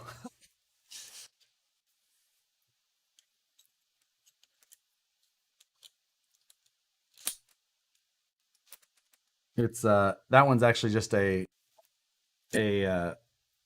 like a fresh one. It's never been... It's like a display truck. I have it here because I want to do a... Finally, I need to do a video that's like, this is a VS410 Pro, this is a VS410 Ultra. Here is the exact parts that are different. Here's the parts that it would take to put into an Ultra to make a Pro, like just the common questions. So I should have done it forever ago, but I'm gonna just dive in and get that done. So I brought home the fresh VS410 Pro, and then I've got a fresh Ultra on the ground behind me. What's up, Safi? The cats have hit their limit. Get my dumpster. Ben, did you have a dumpster made?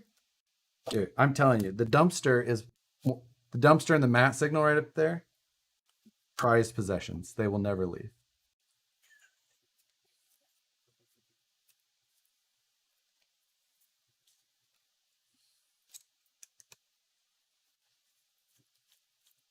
All right. Another little helpful tool, if you ever get the chance, little 5.5 millimeter standard wrench, box end wrench with 12 point. One of the handiest little tools to add. So nice. Custom paint. Yeah, that paint job was done by Rusty Brushes. That was actually the truck that I took like as the display when we launched the VS410 Pro in Ohio. When do we get all the free trucks? That's a combination wrench. Okay, I'll give you that. That's the proper name I should be calling it. All right, I need some hex pins.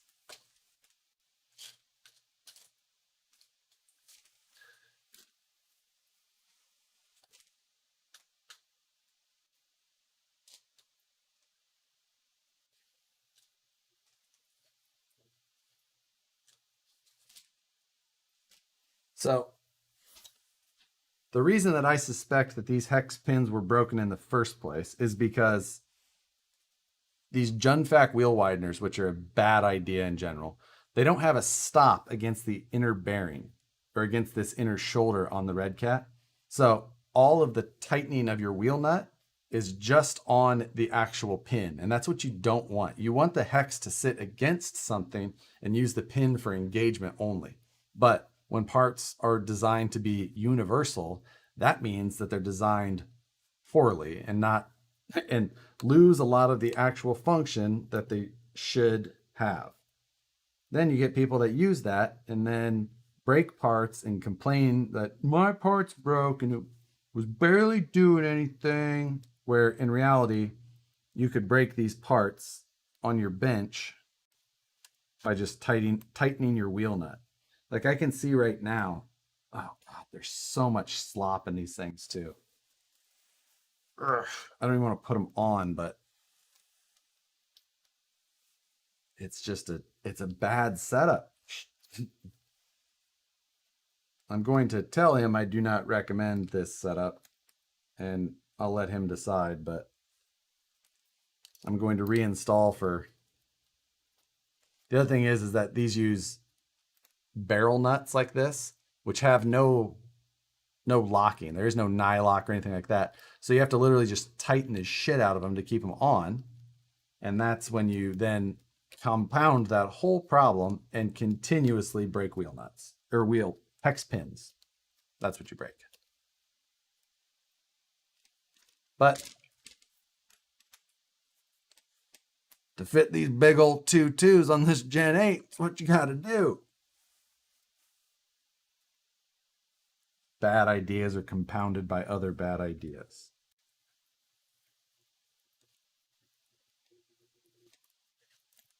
Okay. Let's see if we can get. We're going to get this on there just enough.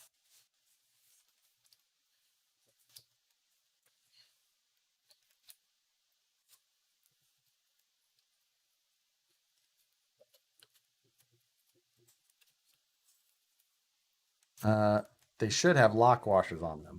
Well, I don't doubt that. Either way, they're still a bad choice because no matter what, there's still no inner locking face, or not locking face. There is no face to go up against the shoulder of the axle shaft, stub shaft, which is what they need.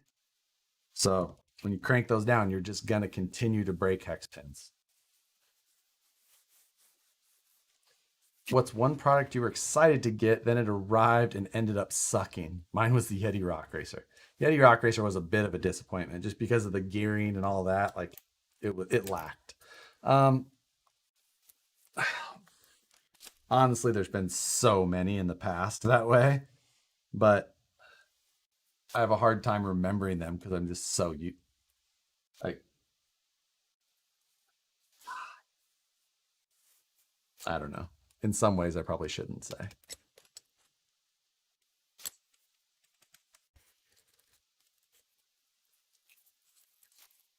There's been products even by good companies that suck.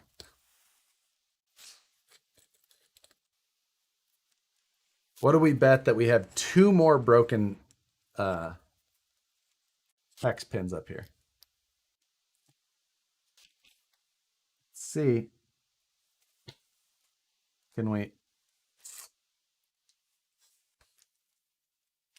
Oh, maybe not. Maybe not. Not broken. I think it might be bent, but it is not broken. Where's our 1, 2, 3 block?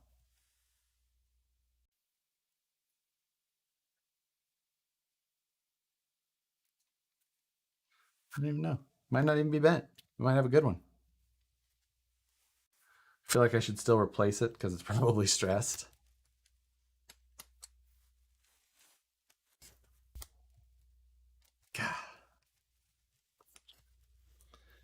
Fully compressed at ride height is not droop. What in normal motorsports, you're correct. However, in general, that is the terminology used for RC when you talk about a droop suspension, meaning that the suspension sits fully compressed and the only suspension travel is when the axle droops out. That's what droop is considered in RC. In other forms of motorsports, that is not the way that it's used, but that is the vernacular that most people assume is correct in RC. And it makes sense in that way, so it's not really incorrect. But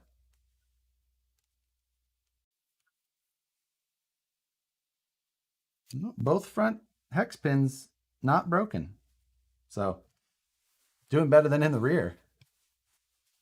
The Wendigo loves breaking hex pins. Yeah. 2.2s will break hex pins much easier. You know.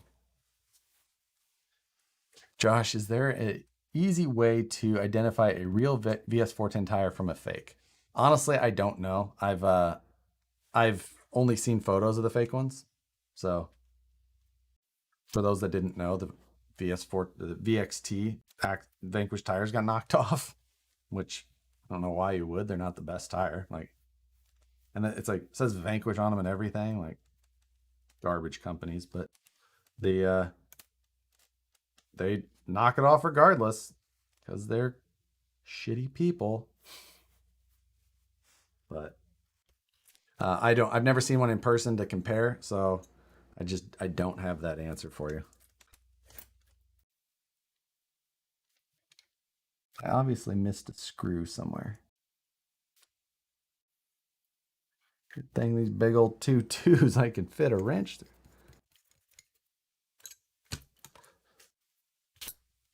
So, let's see. What kind of, let's see. Yeti versus Rock Ray, Battle of the Duds.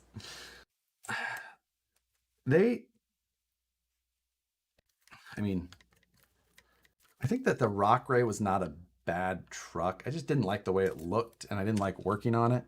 And the Yeti just never tripped my trigger, and it needed a lot of work as well. So, yeah, kind of see what you mean there.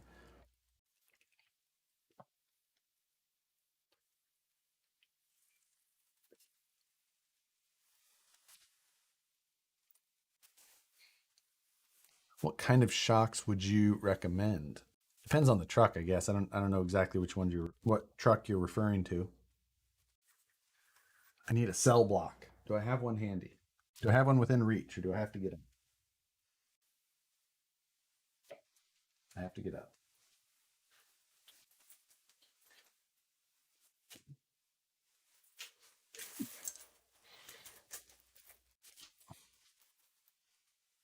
So, real question: are you now sponsored by Red Cat? I am not. I mean, I asked them to send me the what was that last one I built? What is it called? The Wendigo kit. I asked them to send me that, but not as. I mean, said, hey, I'll build it live, but I just wanted to build it. Don't do with YouTube anymore. I don't do a lot of like sponsored by. I will cover things that I want to cover, but I'm not going to say I'm sponsored by. You can have sponsored content, I guess, kind of, but not really. Seems like sponsored content, they would have to pay you to make the video. And that doesn't happen. We are not that big of YouTube channels.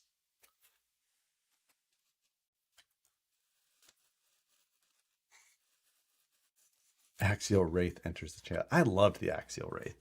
It needed a lot of upgrades when you put in, for a lot of things. But at the time, it was so cool. It was such a cool truck and had so many cool features that it was one of my all-time favorite trucks for a really long time. Like a really long time.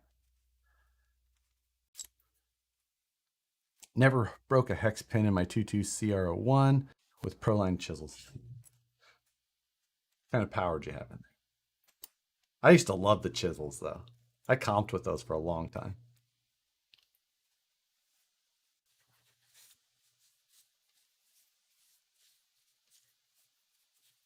I like my VS410 tires. They're not bad. They're just not, I mean, they're not the best tire. Like, they work fine. I mean, they're just not the best tire. And I like my BFG crawlers more. So, like, I run them. I mean, obviously, I should probably only run VS410 tires, but I don't. Because I run what I like the best. All right, let's get this front axle off of here. Forget how this front was on. God, what a pain in the ass. I forgot how that panhard went on. Ugh. Would you buy a Wendigo to run casually? No. No, I just wouldn't. I wouldn't. It's a good price if you're like trying to save up some money. Then it's not bad. I'm not saying it was a bad RC. It was built okay. Kit didn't go together badly, and it had a really nice manual. But it's not a car that I would buy. Need a Vanquish watermark on your tires to stop counterfeits. There is. They copied that. It says it right on the side of the copies. Have you had any experience with the Pitbull endorsed BDS Chronic shocks? I bought my 90mm set for my VS410 kit. I have, and they're a pretty nice shock. I haven't ran them on my own vehicles. I've only ran them on other people's, but oh, here we got a real loose link mount. Oh, it's the link mount and panhard. Hopefully that housing's not stripped. I don't want to have to go buy a new housing to replace. 2.2 flat irons, still the best 2.2. No. 2.2 Hyrax is far superior. I have all the BFG. I have all the big Yetis from the 380 to the XL. We got a new inbox Yeti XL kit at the shop. Is there a particular setup for camber and tow in and out for scale rock crawlers? Well, camber should not be adjusted on scale rock crawlers because, well, as long as it's a solid axle. And tow, generally with our trucks, you just set it at 0. So you can do it with a measuring tape. Or by eye, since you go so slow in rock crawlers.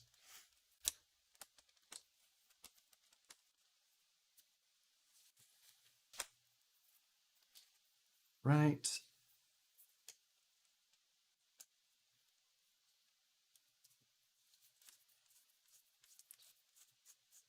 I put a Traxxas Teflon washer between the bearing and the hex pin. Haven't broke a pin since I started doing that years ago. Again, if you've got a proper hex for the vehicle, that shouldn't be a thing. Like, because your hex should sit against a proper flat. But if you have something that doesn't fit properly, then yeah, that would be a reasonable solution. All right, tearing down another axle.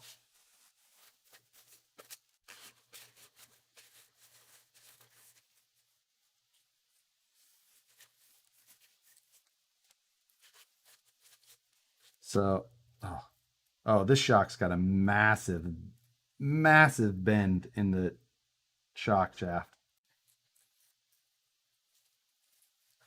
Yeah, it's just all bad. And there's just nothing, there's no resistance to these shocks. They are absolutely pointless. Don't buy shitty shocks off Amazon.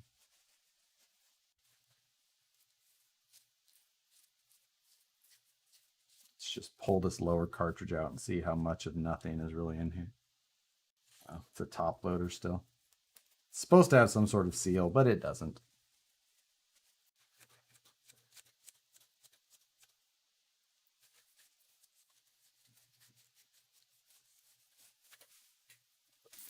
If that's a red cat, my panhard bracket always comes loose. Well, it is a red cat, and that's what I'm suspecting is happening here.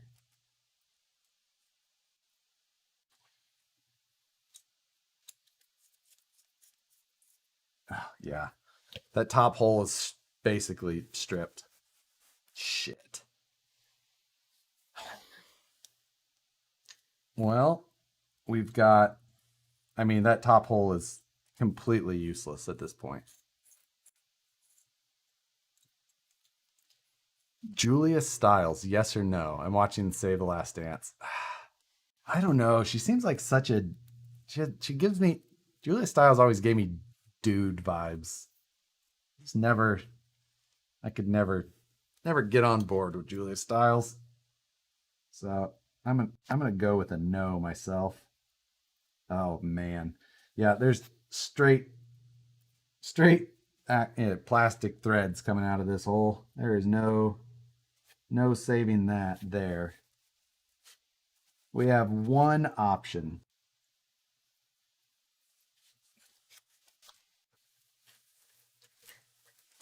So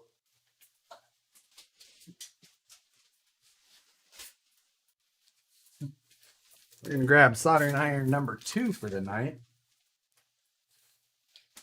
Let's hope that we don't need the other one. I'm going to put that back. And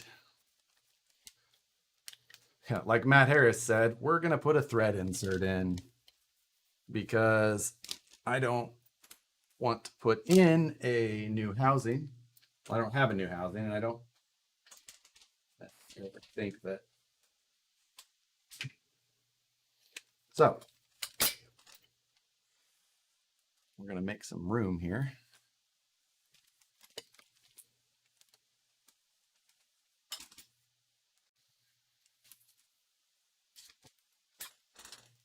Soldering station. The reason I'm getting out my entirely different soldering station is because I have this one set up with my tip 4-threaded inserts. It's a brass, specific brass tip for it.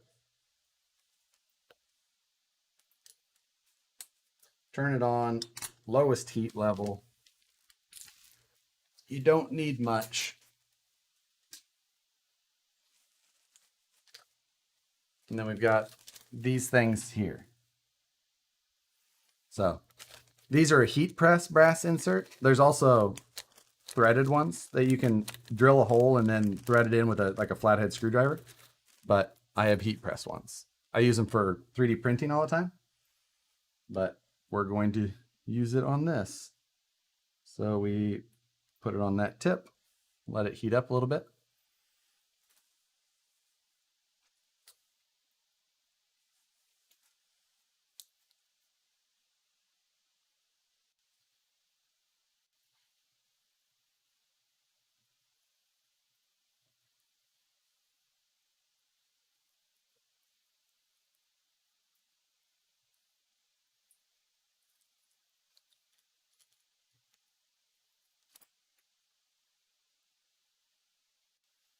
Slowly press as it goes in.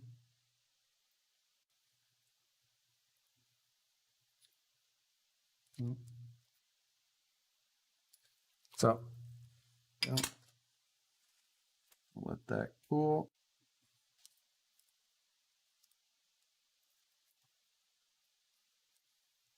See if that one sits. I don't know if how the red cap plastic will take it or not, but it's our only shot to save that housing.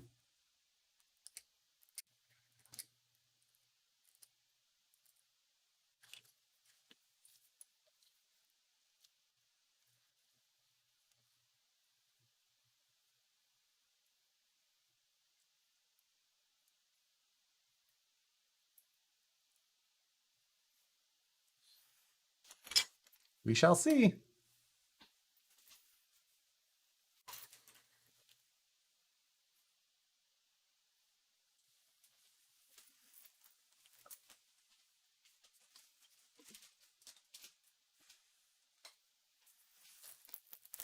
I don't know why people buy red catch and whatever's. I mean, so it fits some people's budget, and sometimes it's just about what you can.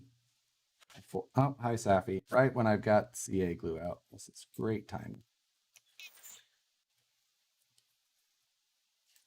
I know I fed them, so it's not just that they're hungry.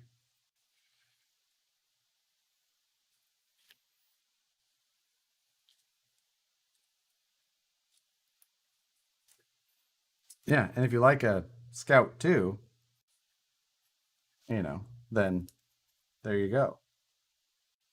You already have bad taste, so why not? I'm kidding. I just like making fun of Scout 2s.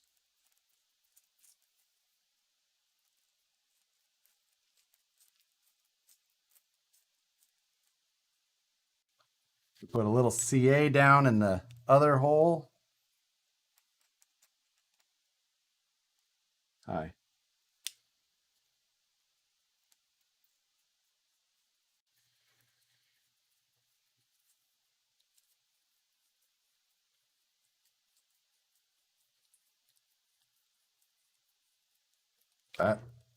That feels nice now. Actually, maybe that'll work. Hold up for now, at least. I mean, that panhard mount was not going to stay on there much more anyway, so best chance we got. It was that to replace the whole housing already, so.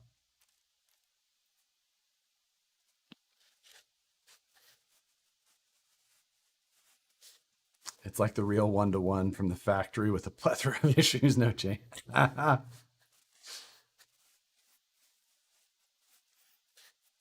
Oh, Griffin, I should get the VS410 Pro and get a couple of screws in it while we watch. Perfect. Since you haven't worked on it in however long you've had it.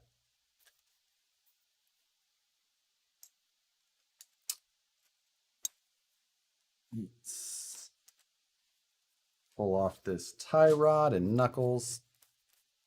I taught, but I did.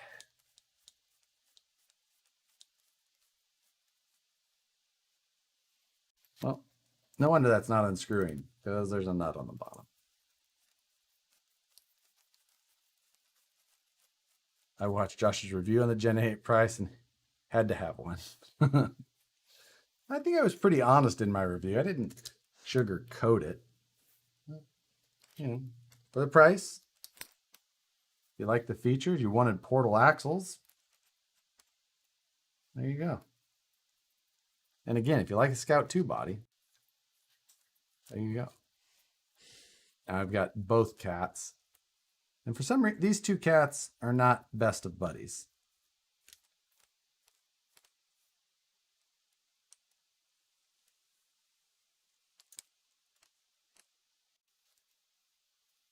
Hey, be nice.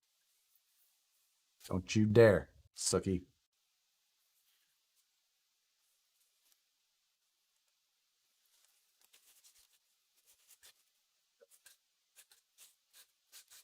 I see a cat fight soon. I know, and it's going to happen on my lap. Girl saps. Now you got to go. Because that's the last thing I need. Scratch marks all in my crotchal region. Nicole will have questions. There will be blood.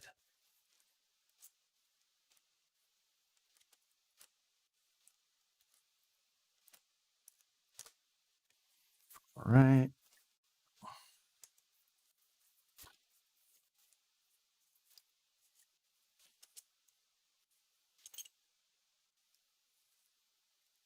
What? That's off? Yes, that's off. Okay. Woo. Don't need that. I don't need to smell burnt cat hair and have a screaming cat. Oh, I have an itch on my face and nasty.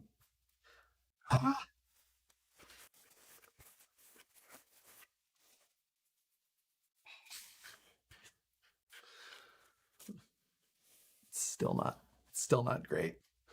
Anyway. Probably put that soldering iron back away now. I think that this that Panhard mount is probably going to hold. Oh, well, it's going to hold a lot better until it completely rips out, but it'll get you some more use out of that axle housing than fill one hole with CA glue, heat press insert in the other, little CA on top. Try her out. Ooh. That sounds real bad. Real bad. That one sounds equally shit. Maybe that's just how they sound. Oh, God. Oh. We got... let's see if you can see that stub axle. See that thing wobbling? So we've got a super bent stub there. How's this one look? That one's good. So one wobbly stub axle. That at least is not the hardest fix. I'm still just going to fix it and put it back together because I have some feelings on how much he should really invest in this, but maybe that's just how they sound. Yeah, I know. I can't remember. It's just... yeah.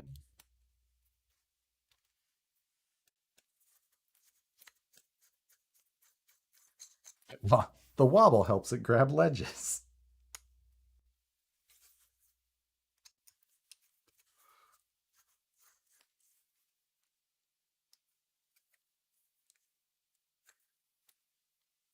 Okay.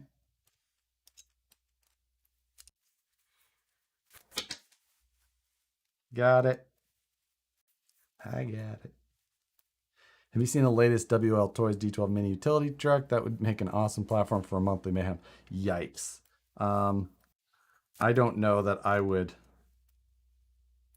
The amount of time we invest, amount of effort and time we invest, I don't think that I would start with something as like low buck as like a WL Toys. Just it's a lot of time to put into something that's so built to the minimum. I mean, again, if you're looking for a $60 toy, sometimes $80, $100, like there's some of the better choices, but they're just not what I'm looking to.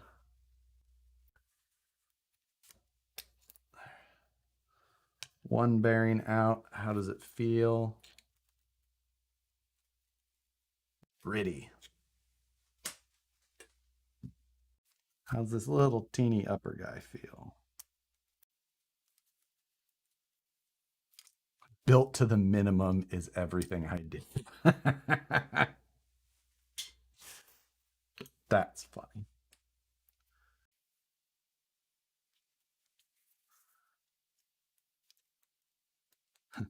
I like to overbuild and over engineer.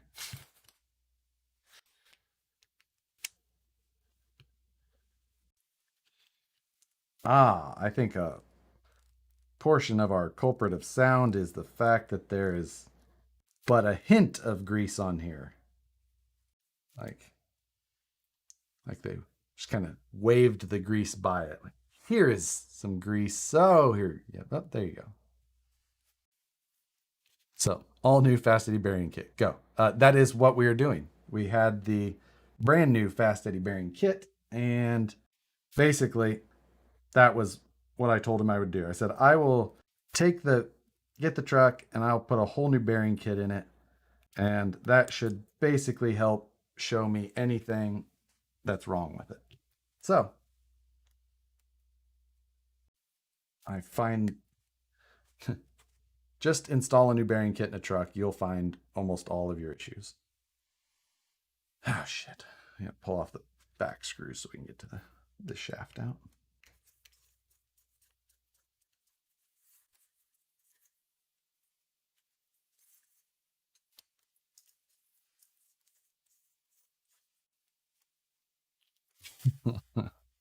Tiny bearings, poor qualities, poor quality steel, loose tolerances. Red cat.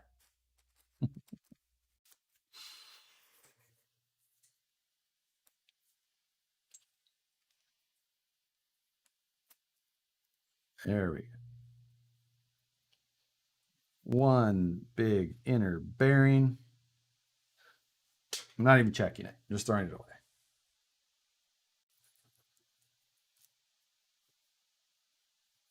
It already feels better, and I didn't even check the other one.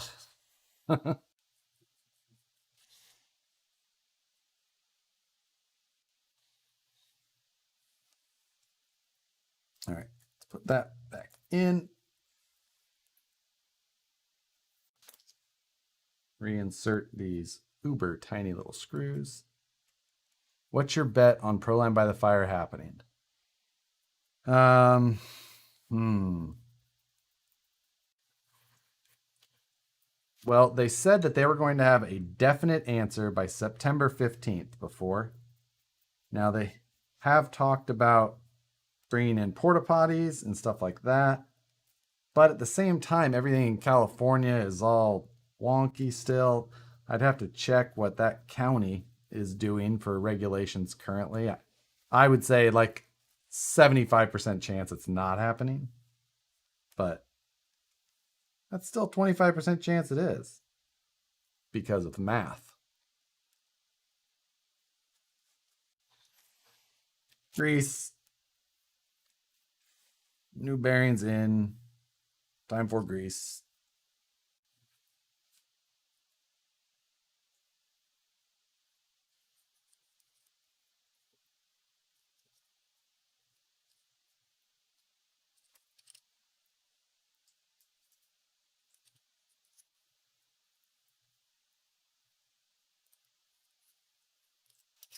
go.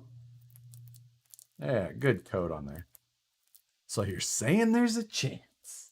I would say that there is a chance, just with how hard they're working on it, but yeah.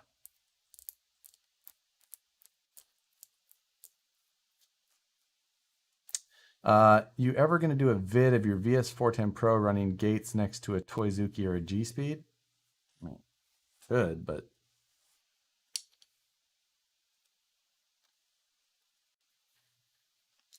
neither of those are cars that you'll probably see me build. So I don't know. Could build a flat rail car just to build them. I just think they look so bad. They're always done so poorly.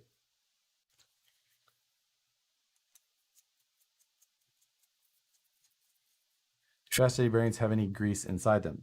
Yeah, I mean they're grease. You don't have to pull the seals and grease them or anything like that.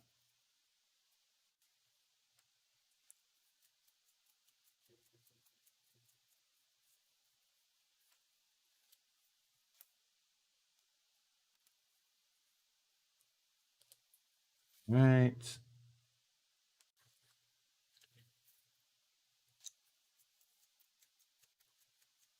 I've bent like 3 of those stub shafts. Yeah, they're just not a high quality steel.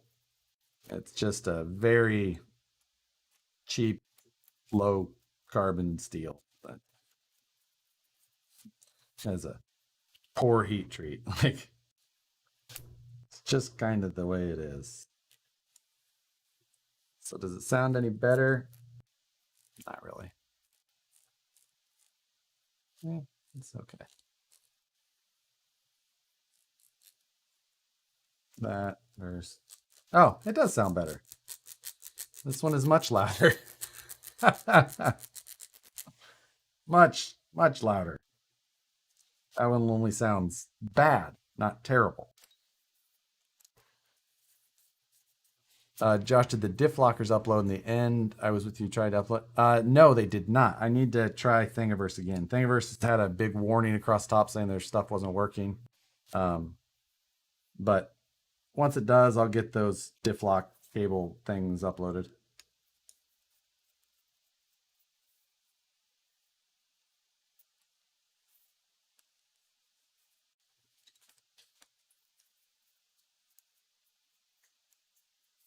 I'm stripping down the Wraith 19 to swap the front rear axle housings for aluminum ones with portals. Recommend anything else while it's down? Let's see. I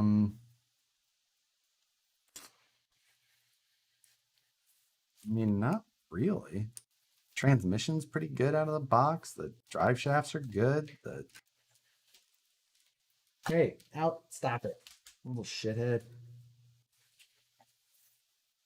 No, I mean, unless you're putting in like big brushless power or something like that, then you really don't need to upgrade a lot of stuff. Hey, get out of that. She's by my feet digging in all this stuff. Really need to get my hands cleaned off so I can put some stuff away. Can you fit your regular Chinese steel beadlocks on? Can you fit regular Chinese steel beadlocks on axial rate? I don't know. That is not something that I would normally be testing. Oh, these gears look way different. Again, one side was greased and one was not. And this one's got all that nasty, rusty grease in it again. So weird. Whoops. Oh, dropped it in my grease.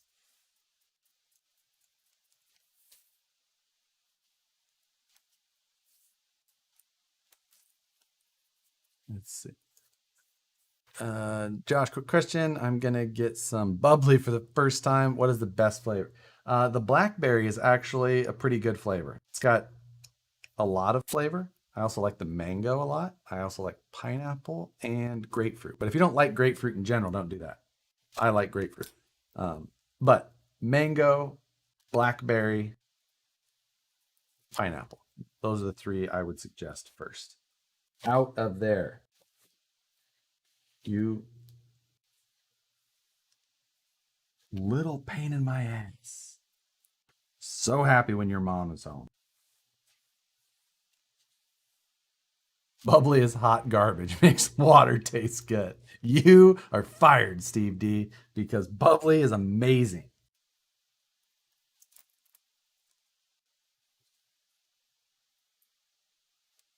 Lime is also good. I agree. I like that one, but it's uh, it's not the one I would like tell someone to go to for the first time.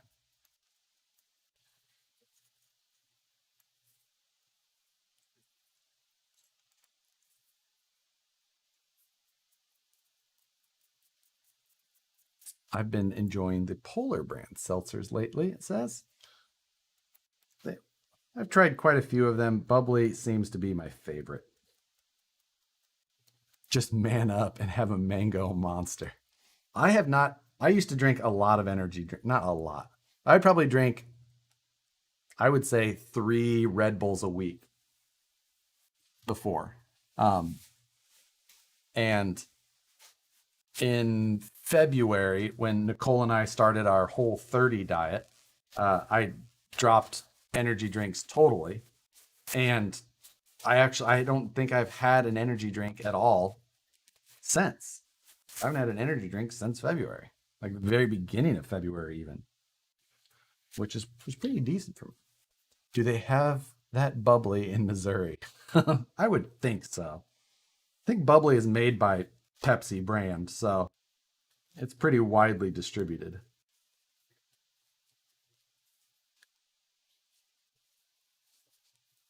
I've got the we've got a like refrigerator in our conference room at the shop, so I try and keep that pretty well stocked. So I just order everything through like Walmart.com or whatever and have it delivered. So we go through like, I mean, there's 3 of us that drink out of there, but we go through like probably 3 cases a week of bubbly. I've got them all converted to bubbly now. They used to do Crystal Geyser, and I think bubbly is far superior. Come on, you stubborn bearing.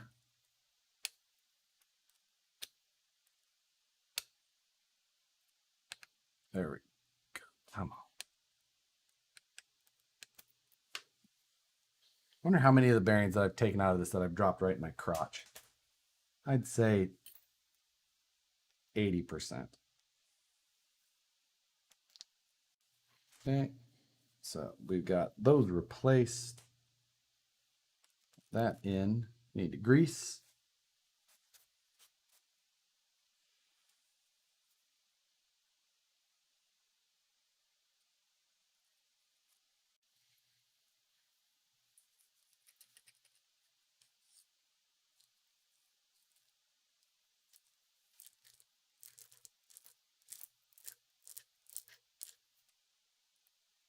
There we go. Looking good. Put a little more in there for whatnots. All right. Sorry. Have you ever built a truck with a 4-link front, or what is your opinion on that? Um, so I assume that you mean a 4-link front with a chassis mounted servo. Is that what you're talking about? Um, oh, and servo on axle. Yeah, okay, so I guess I'll cover both. If you're doing a 4-link in the front, you should probably have servo on axle. Because if you have a 4-link up front and a chassis mounted servo, you'll have bump steer. People will argue and say they don't. It's not possible unless you have a 4-link with panhard, which is like a parallel 4-link, which is a whole different thing.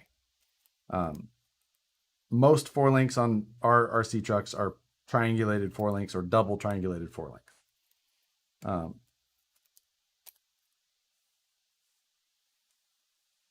let's see. Well, before I throw that away, so there was that one bearing that I thought I maybe had replaced already, but didn't.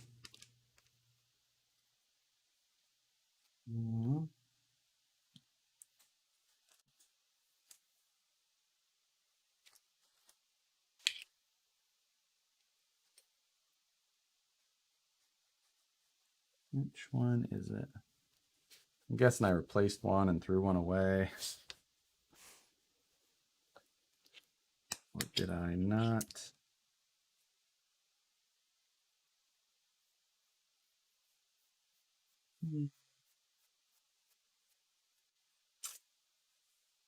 I may have. Oh, wait. Oh, is that the same size? Aha. Got it. Thought I messed up. I gotta throw that old one away. So that is the old one. Don't need it. Anyway, sorry.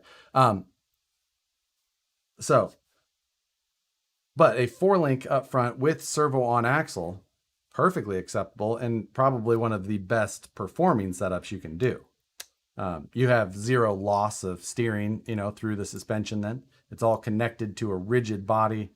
Everything is transferred. It's just a 4-link with servo on axle, one of the best performing setups. Period. It's just not as scale. That's the only reason. So, if you don't mind the look of a servo on axle, go for it because it's just better performance. I don't think there's any arguing with it. Servo stays lower. The steering power is 100% transferred.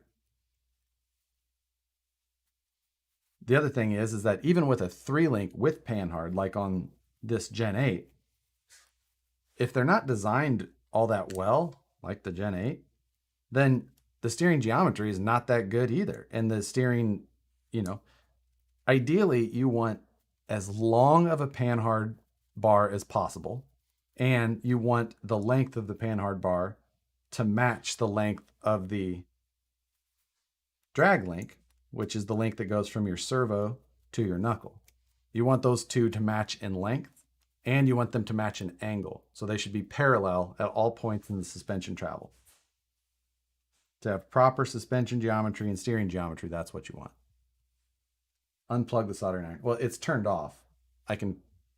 So it's not hot.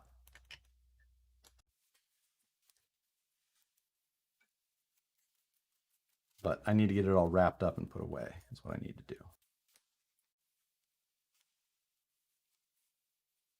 Oh my God, he is on overload nerding. Safety first, then teamwork.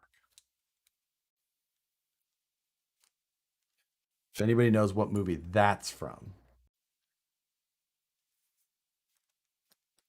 I will give you a virtual dollar. Ever see someone run the panhard to the opposite side of the axle that the drag link? Man, I feel like I have seen it, and I really would want to work out how off that geometry would be in that situation. Josh has a fancy soldering iron. It's got an on-off switch. Is that fancy?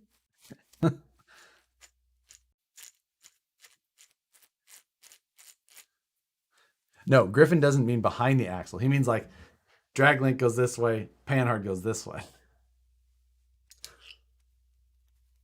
I assume that's what Griffin means.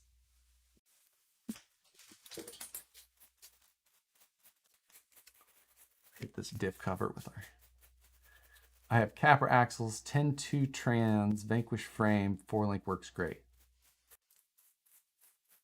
Is the servo? Yeah, servo would be on the axle on the capper axles then, which is great.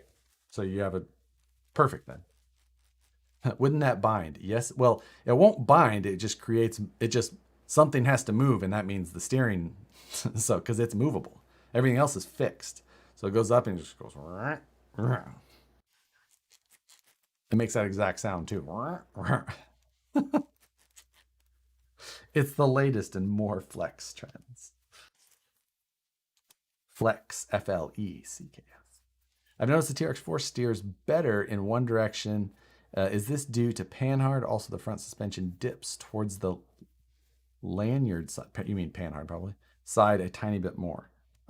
So any 3-link with panhard suspension, the axle is going to move side to side because it's moving in an arc.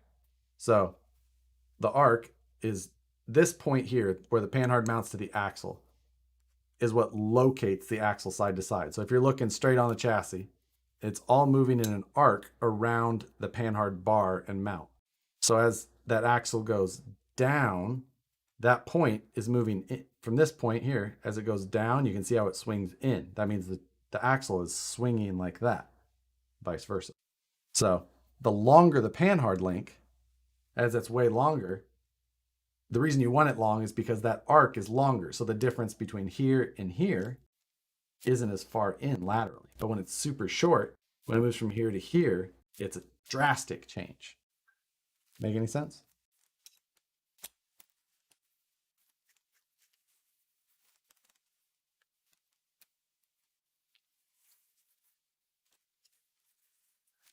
I have Vanquish portals still in the package. I'm looking to offload. Anyone interested?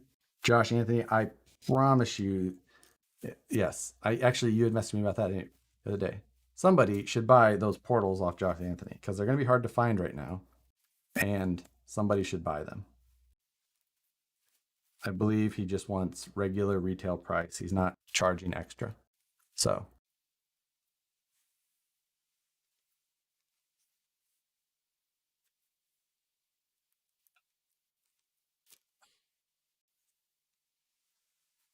come on, out.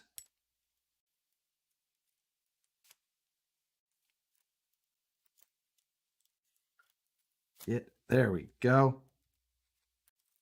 Got it. Again, lots of grease, none of it on the actual gears. So let's scoop it out of there.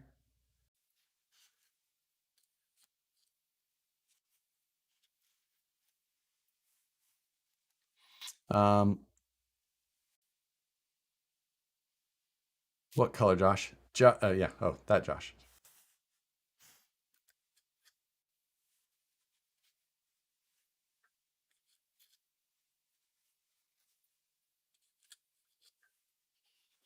Go.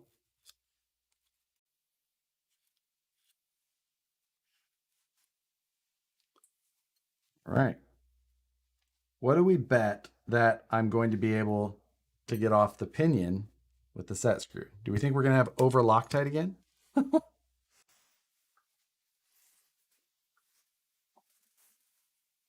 Let's wipe this thing off a little more. Lots of grease on the actual spool, just none on the gears. Okay, we're going to go ahead and throw that one away.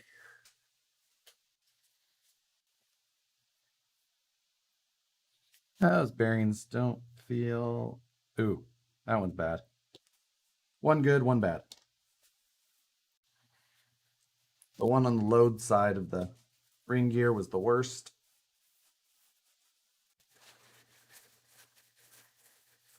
Take a cigarette lighter to it. I prefer a soldering iron. You can kind of direct the heat a little better than a cigarette lighter. Do most of the LCG belly draggers run shorter 75 millimeter shocks or 90 millimeter? Anyone know? I think most people are running 90 mil shocks. I don't think many people are running shorter.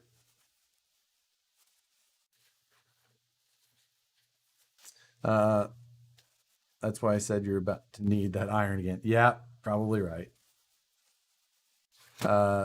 Josh, will you and Matt have an LCG build off? I would like to see you two battle that one out. We've talked about that just because it's something that neither of us would really like, but we could still, oh, why am I taking that apart? I was going to take the ring gear off the locker for no reason. We just need to replace the bearings.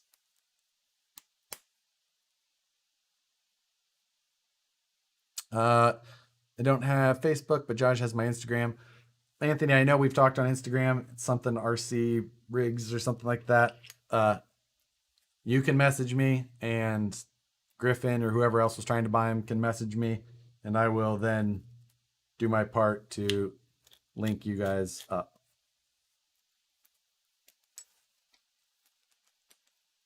Oh, shit. Needed to take the pinion out still. Shoot. Dang it.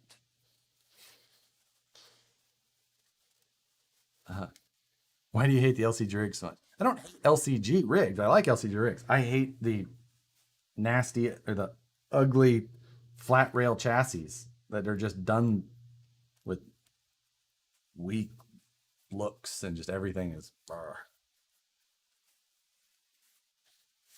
They're just always so ugly and pointless and like they don't look any different than they did in 2007 when they came out. Like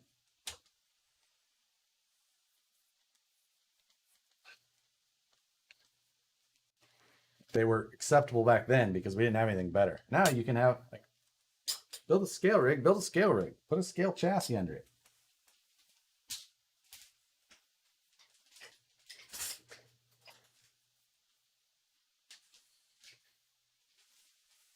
Even before I used the Vanquish chassis all the time, I still didn't use those chassis because I still thought that they were terrible.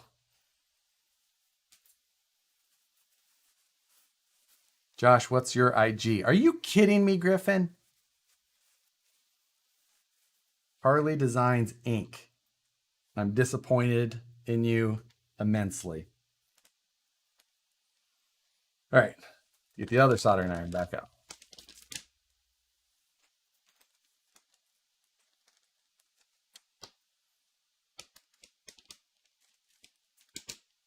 Oh, he meant Josh Anthony. Okay.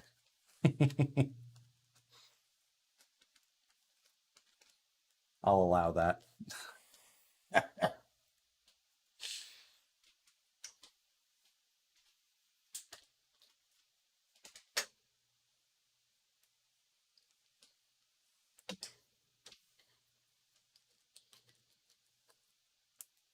I guess I didn't even check if that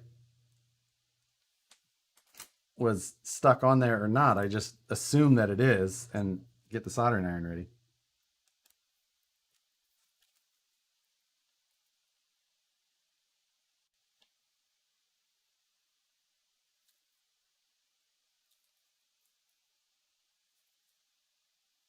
Oh man.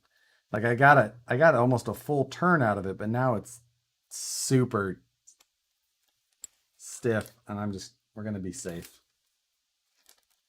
So put my finger on the back.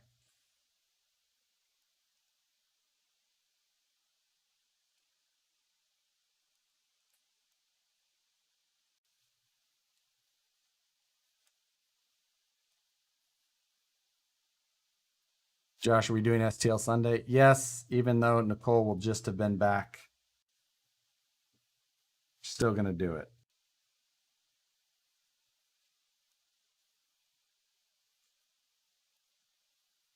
Okay. I should have tinned it with a little solder just because it wasn't transferring heat as well.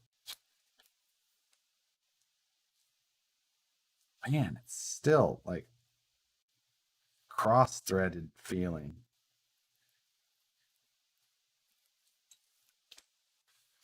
I'm just going to use more heat.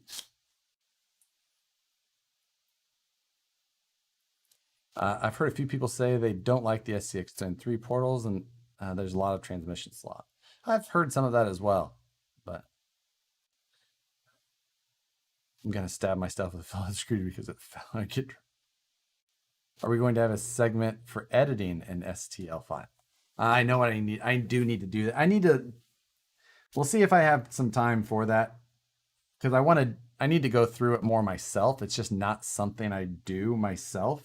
So I don't want to fiddle through it like I did last time. If I'm going to try and do that, I need to have an actual answer. Oh, this screw is so nasty.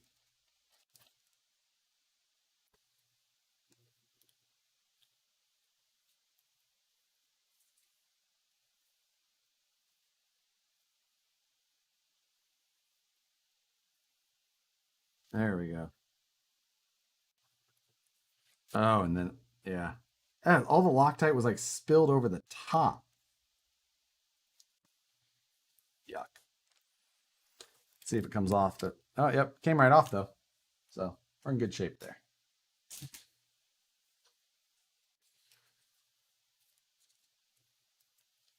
A little bit better off this time.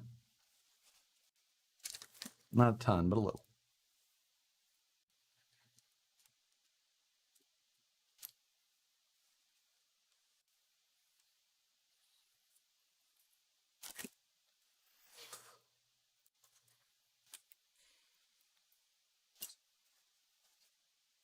Uh-oh, do I have that bearing?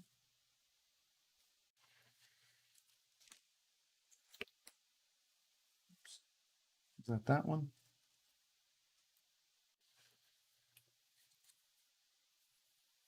What did I do with it? There's that one. There's that one. Okay. Need to pull that out.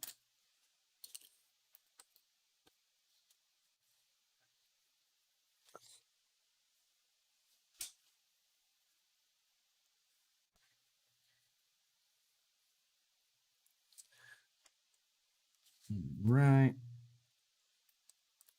New bearings in there.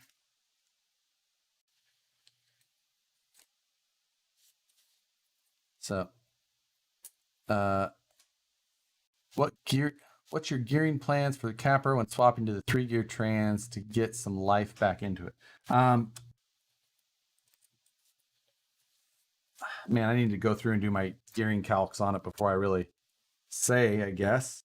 If I was to guess, probably something like a 5220, something like that.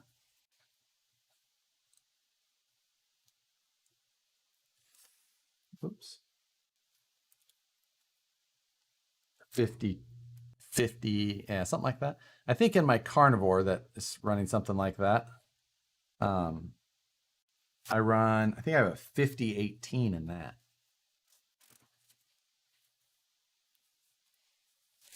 Oh my God, I left and there was a truck on the table, now parts of a truck on the table, lots of parts. Yeah, that's not wrong, but the good news is that we just put in the very last bearing. In this, we've replaced every single bearing in the truck. Now we're re-greasing.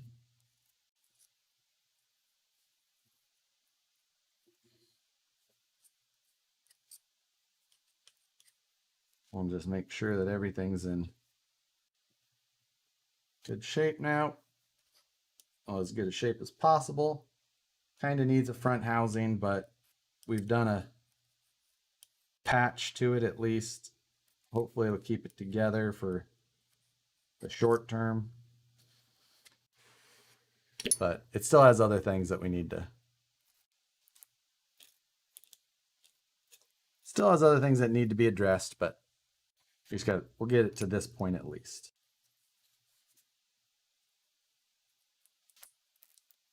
Whoops.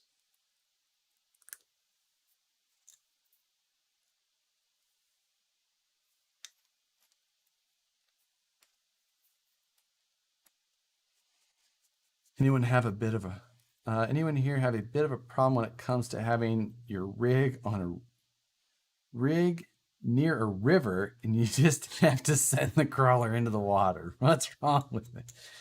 That is one thing. I'm glad that I don't have that. I don't have this big draw to send my truck into mud or water. I do like driving through some sand, but I can keep myself from having to play in the water.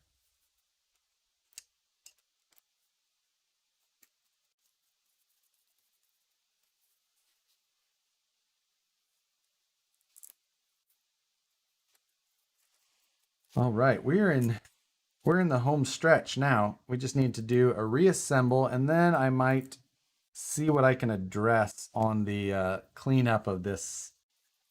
I don't know, like old school electrical tape, I think you guys were calling it. It does not feel like what I would call grip tape. I don't think that that's what that is.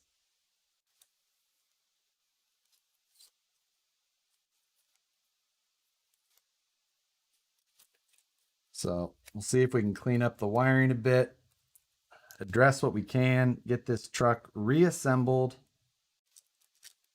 and we'll call it a I mean, we still have a significant amount of time. We'll see how much you guys really want to hang out.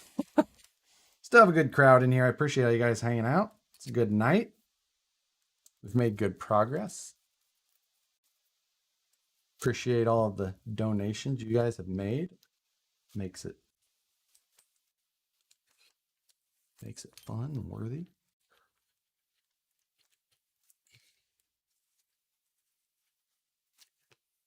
We got all the top hats in there.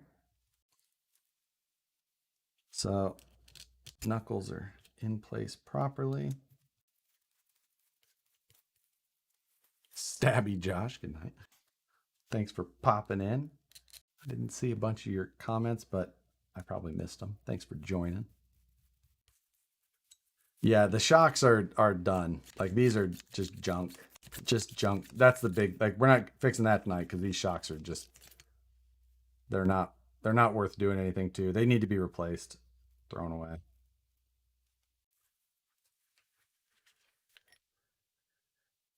Oh, don't want to lose that little top hat.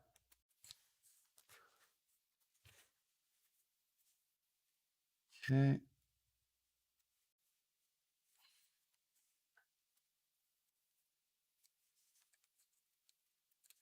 Yes, hit the like button if you're watching right now. 200 likes, 330 people watching.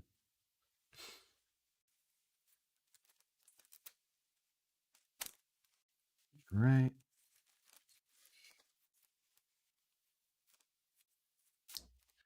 It was good to I'll be able to just get this project all done in a night though for him.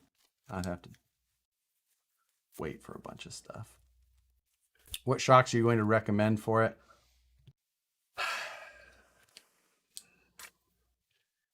That I think I don't know. I'm gonna have a hard time recommending that he spend much money on it. I just don't. Is that a mold line or a crack? Mold line, okay. I was like, is this knuckle crack too? Those aren't shocks, those are fancy suspension limiters. That's about right. That is about correct for sure.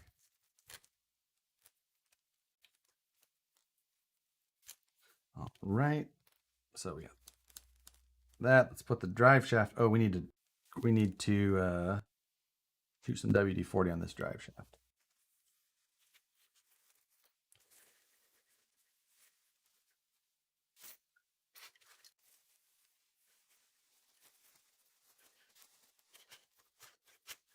Stock TRX4 takeoffs. That would be a great suggestion. TRX4 stock TRX4 shocks are great shocks. So they would be a very, very good fit to this truck. Totally agree. I don't have any of those right now though, so.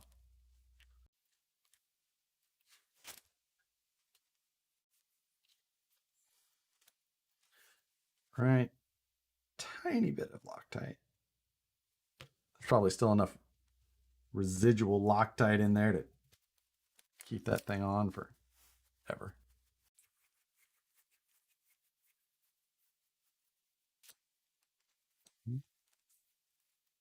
What a hole. The other hole's threaded side.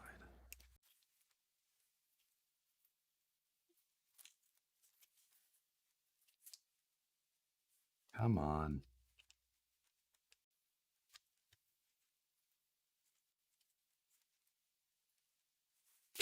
There we go. Your TRX6 should have a few shocks. Yes, but I'm not taking them off there. It's your TRX Sport should have some. I know, but I'm not taking them off there. Those trucks both still have stock shocks because they're good shocks. So they're not coming off.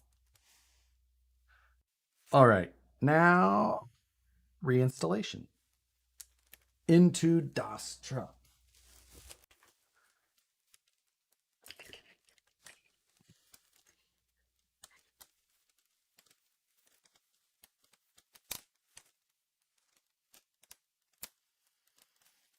right. Put it in the right way.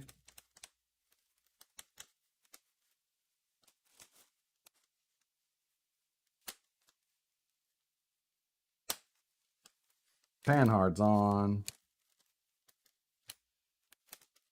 Upper link next.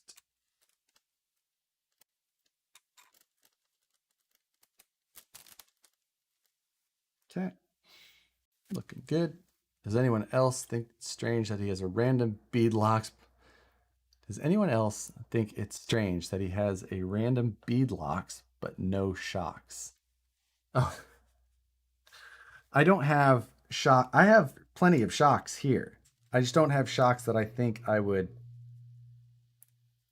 suggest that he invest that much into on this truck. Does that make sense?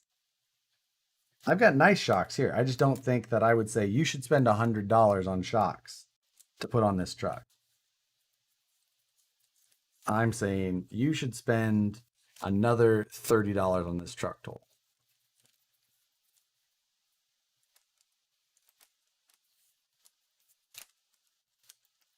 We already did a, $23 bearing kit or whatever it was. How much was it? Crap, I don't remember. But I think that was a good enough start to say maybe that's enough. Phoenix is out. Thanks for all the help, Phoenix. I appreciate it.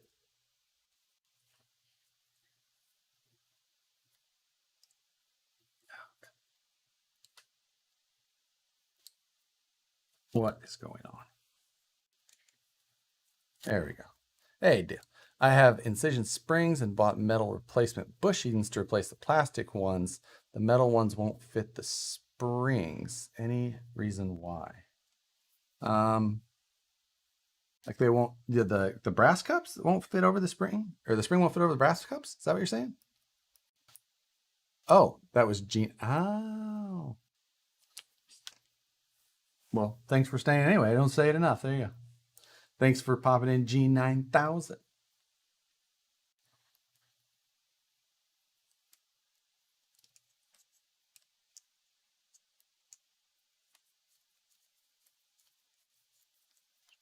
Josh reads horribly. Yes, I don't read all of the questions. I just read. Ain't nobody got time for that. I just grab a random one here and there. Pivot. Oh, the pivot ball things, not brass.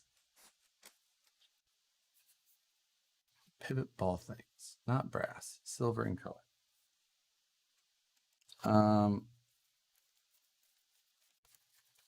Well,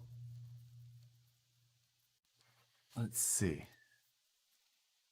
Metal ones won't fit the springs.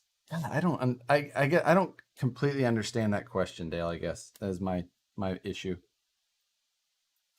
I don't understand what's not fitting properly, is what I'm saying. Apologize. How's the RC motorcycle going? I don't know, because it's still on the slow boat from China right now. It shipped on August 13th, and I have no idea where it's at.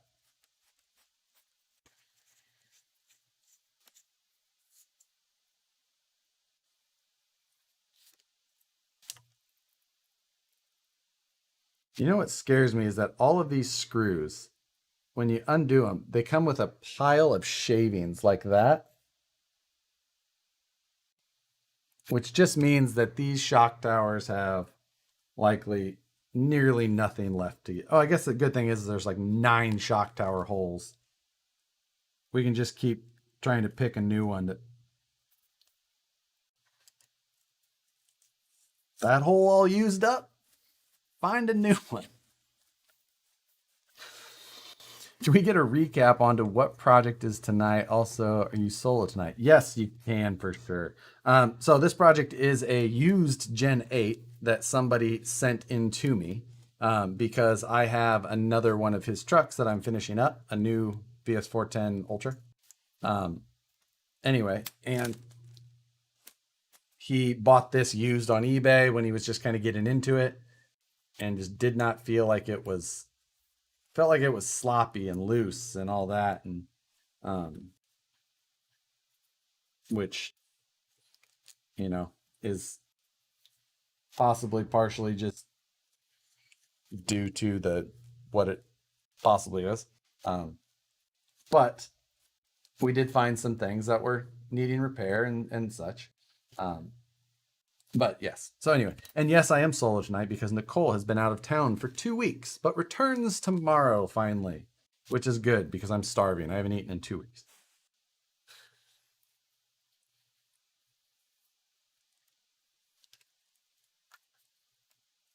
So I decided tonight, I said, yes, I'd go through this truck for him.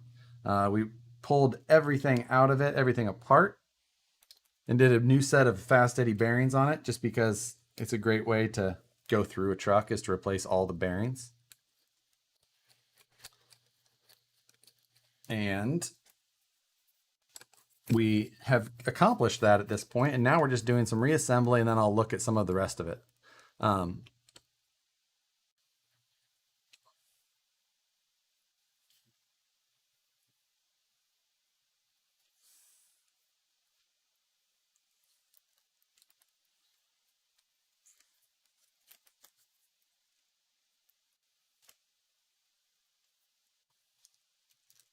go.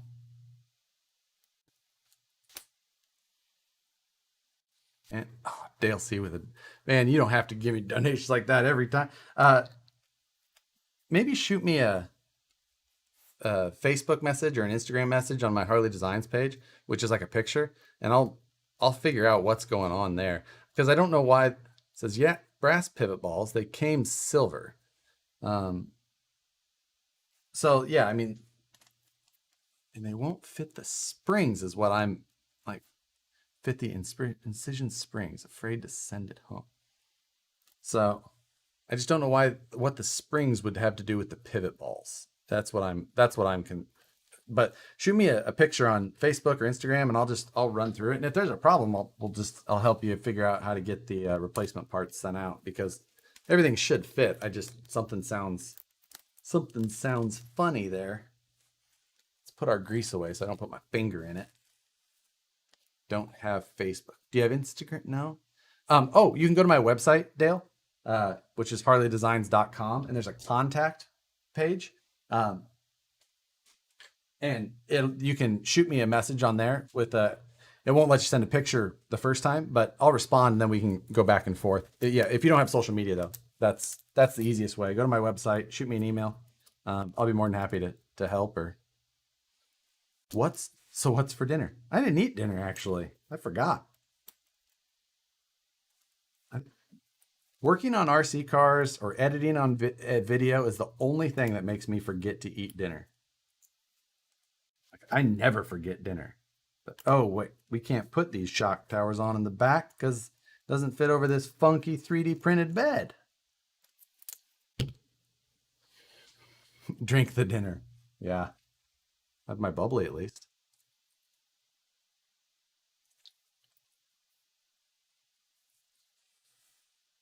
I'm guessing. I'm guessing he is saying the shocks which the pivot balls will not fit in. Yeah, the top one. If it's the top of the shock that you can't get the pivot ball into, there's the stock ones are plastic, and then there is a brass one you can get, but it is specifically the shock pivot upper ball because it's a smaller diameter. Um, so there might be two separate ones there. If you bought the brass pivot balls that are like for the lower rod ends, that is different.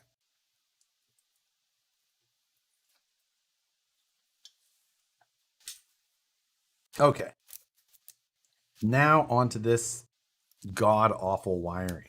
So let's put the transmission and everything back in first. I'm gonna get this thing has got like sand just caked in there. I'm gonna try and get that cleaned out.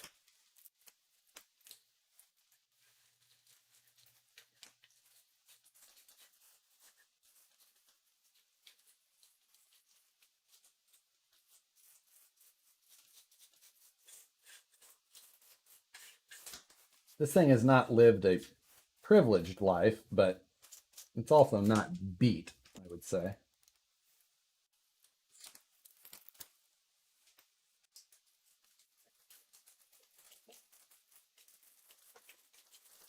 This is still going? Yes, Matt, it is. And we still have a good crowd. We have 328, 335 people in here right now.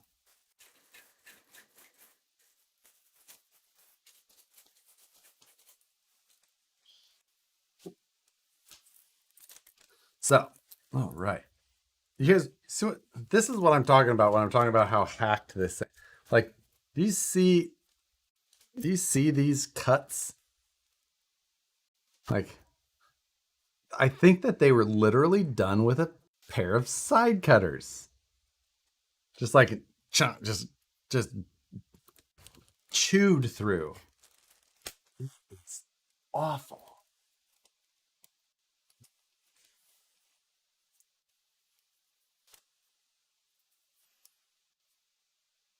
Okay, let's get this trans put back in for.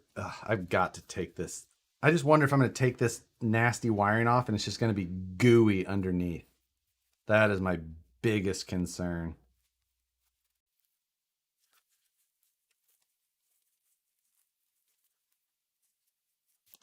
I feel like it is.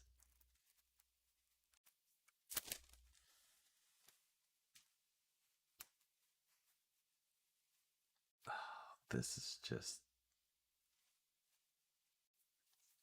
What in the world is this crap?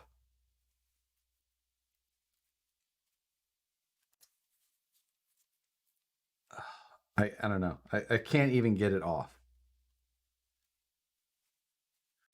All right. It's staying, I guess. I don't know who does this stuff. Why? Why would you put that junk on here?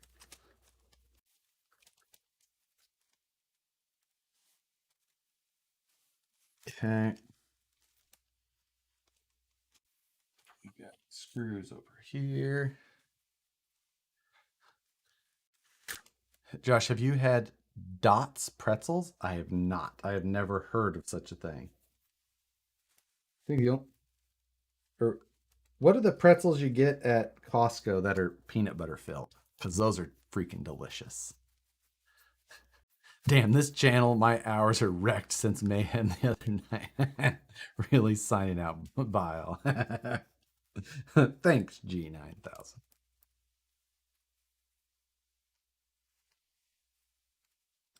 Dots are the best. What are dots? I don't understand.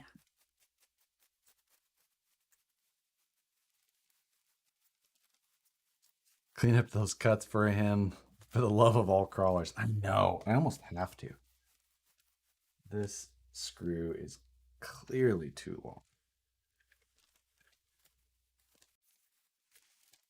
Hand tools tonight? Yeah, because my power driver is somewhere with the rest of the parts that I took with me for Mayhem. He never got his. Yeah. So I think it's like it's either in the garage or in my Jeep or something. I don't know. I lived in Cleveburg, and is Cleveburg a real thing, or is that just what people call Cleveland? I feel like that's a slang term for Cleveland.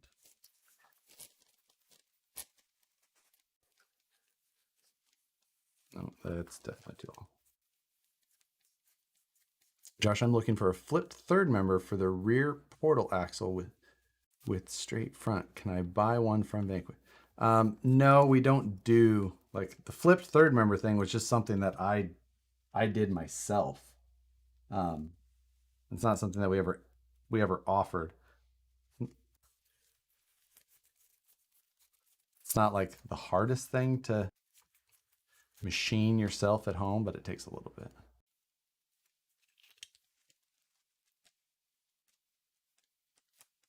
Dots are the crack of snacks. Did someone say what dots were and I missed it because I've never heard of this? Are they the pretzel filled, or are they the peanut butter filled ones?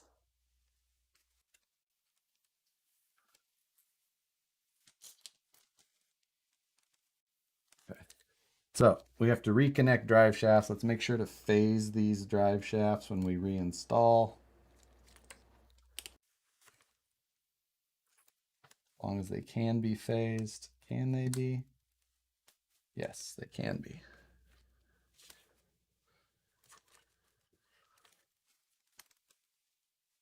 Phased front, phased rear. And transfer case side. All three are phased. Boom.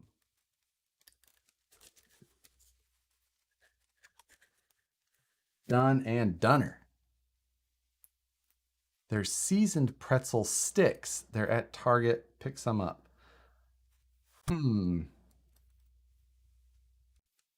I don't eat a lot of that stuff, but it doesn't sound too bad.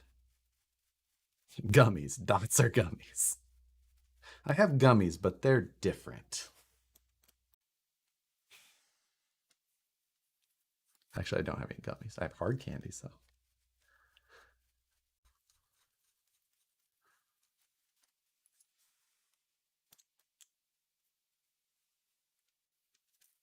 Right. Are these medical gummies? They don't have to be medical in California. I don't know anything about that.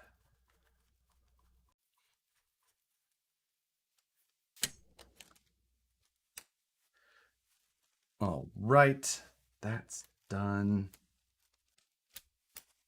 Oh, we got to put steering link 1 on.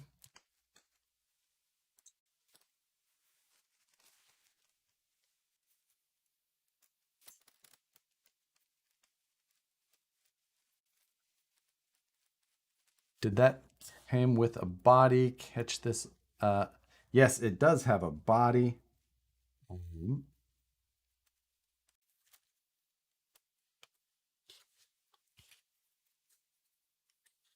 And it's where did I do with it? Oh, it's over there. I'll grab it in a little bit because we're almost there anyway. So this, I mean, this wiring stuff is like to the level that it just absolutely pisses me off. Like I feel like I wouldn't buy if this ESC was used for $10, I would not buy it because of this nasty ass electrical tape that's on there. Yeah, the gummies I have are Flintstone.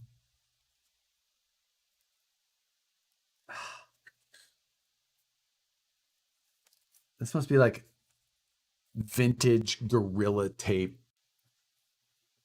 freaking electrical foam wrapped electrical tape.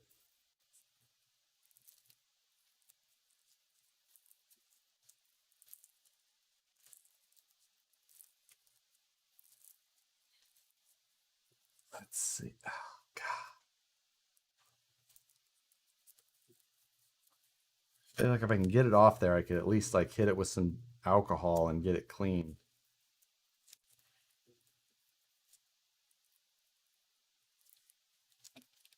Shit is ridiculous. I'm definitely not going to get it off all the wires, but there we go.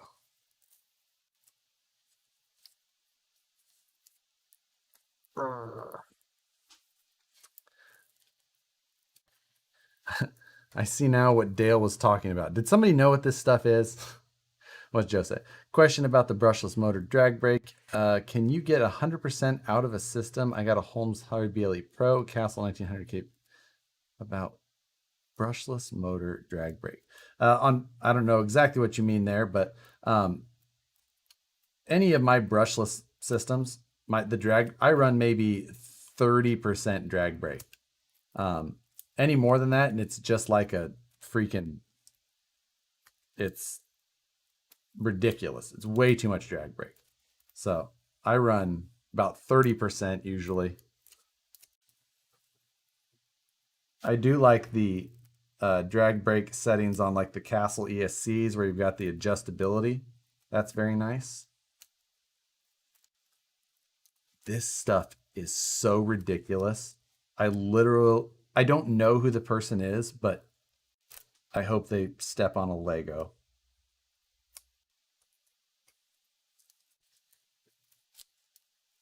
Like, I hope that the last drink of their coffee in the morning is just straight coffee grounds.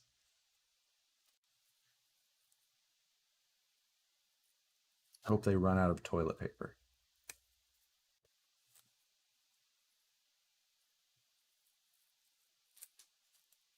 Hope that when they put ketchup on their burger, they get that ketchup water juice.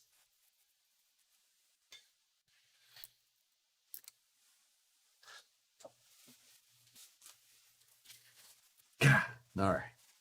Gotta say, I miss Nicole. I miss her too.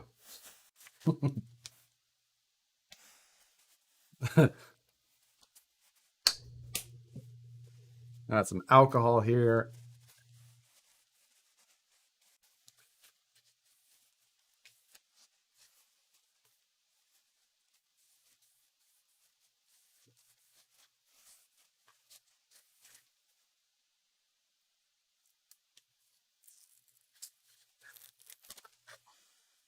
That one at least came off. They even did a bad job at putting it on.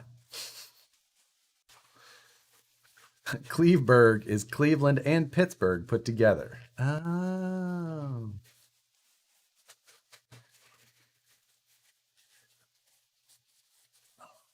Stroke that wire. Screw you guys. All right, we're gonna leave this nasty wire loom on that side at least. You see this like straight up big old electrical wire clamp thing that they've got on that side. Like, and the fact that all of the screws that they used on the bottom of this are sticking out like 4 or 5 millimeters. This side even more, like 10 millimeters that stick out. Nothing was done well. Eek. Oh, it does have a fancy aluminum cross brace in the front with it's just I have Rob, if you're watching, we have so much to discuss. Let's just wipe some stuff down with alcohol. I feel like that's the only thing I can do to make this better. Oh, Jesus.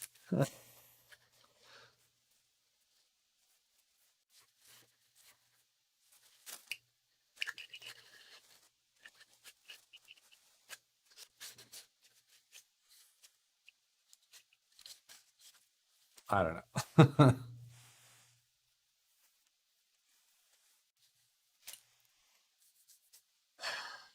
All right. I don't know. I don't even know what to say.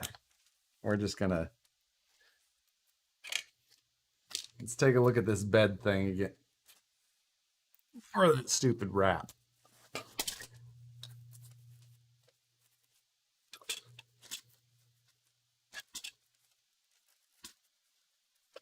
What happened? It froze. Oh, it probably didn't freeze. That was probably just me actually just like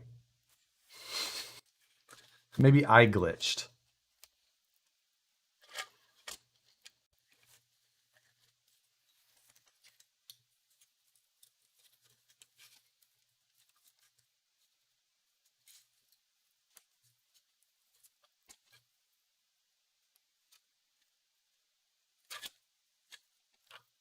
There we go.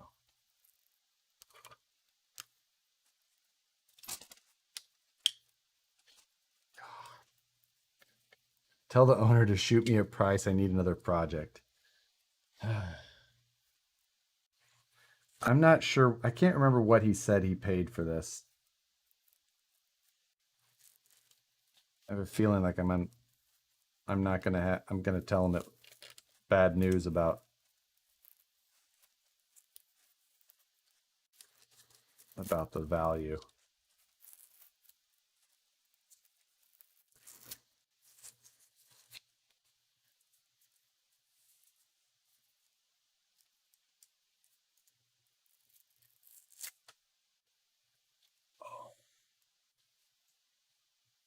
Oh my God. So that wasn't me just pulling too hard and ripping the wires apart, which I did. But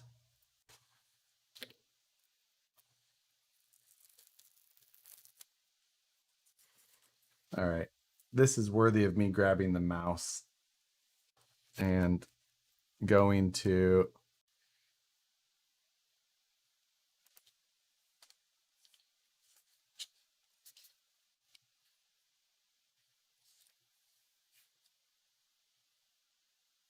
that is some high quality wiring work there. Focus. Focus.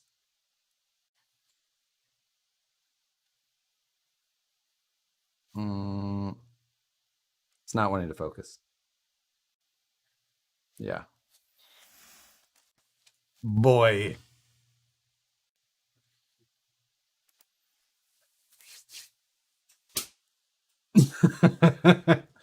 Here's the thing.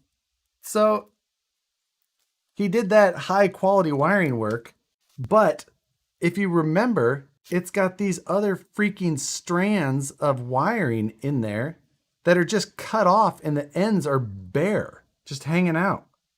Like, if you're going to do a shit job, if you're going to do a shit job soldering, like, just don't put extra freaking wires in there. Or if you're, I don't know how many times I can keep putting away my soldering iron tonight.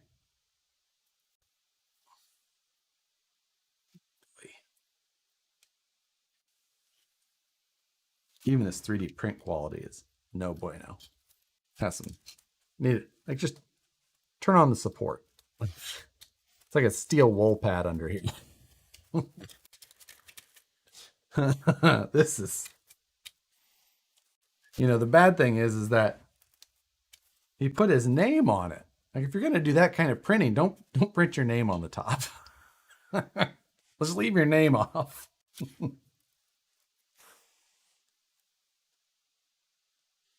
Yikes. Unless maybe this person designed it and then put the files up and someone else printed it. Okay. So I have extra soldering to do. I need to have a conversation with this about this first.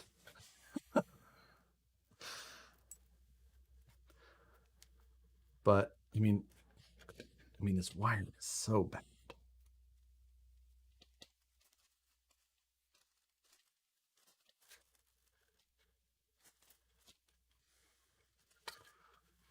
We're gonna at least put a twist in this wire for him.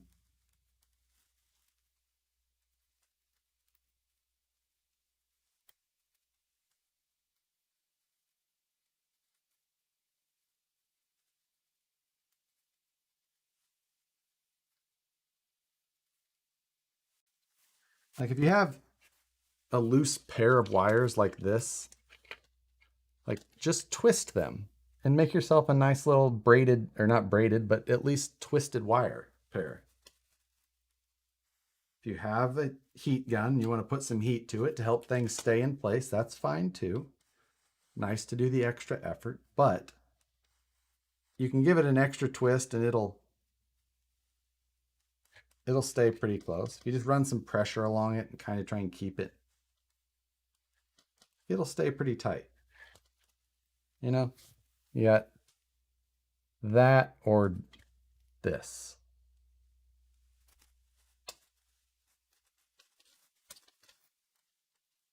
This is what happens when you put 2 2s on a 1/9 rig. Yes, agreed. This is a great subset of a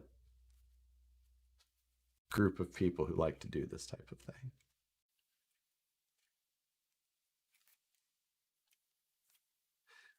It's like the kid who put his name on his Hanes and shits in them at the YMCA camp.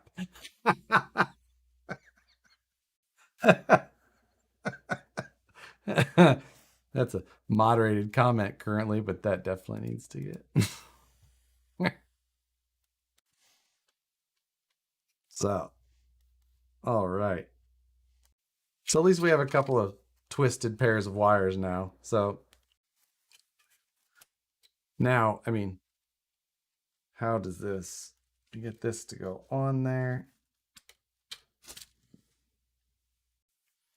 So this is going to run to that side. So we're going to come up with a general area where that's going to be. And then we're going to twist these two together to continue to try and make something reasonable. Any updates on Scale Nationals? Scale Nationals was officially moved to 2021 sometime. So no date or anything like that, but it will not be happening in 2020.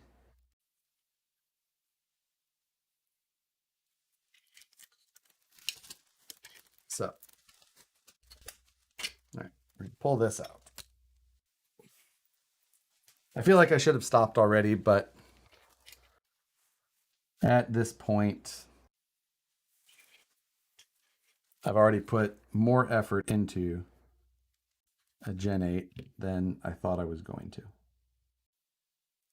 So we're going to separate out positives and negatives.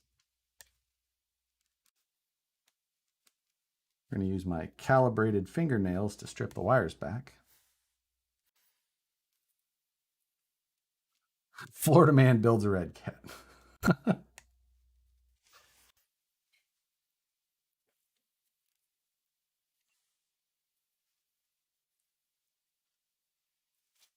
So let's put a bit of a twist.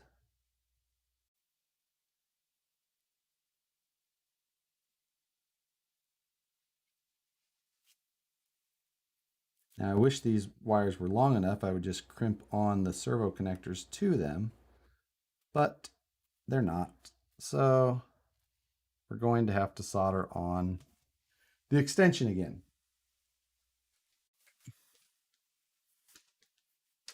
Just send it to me, Josh. Finish fixing it. No, I'll do it.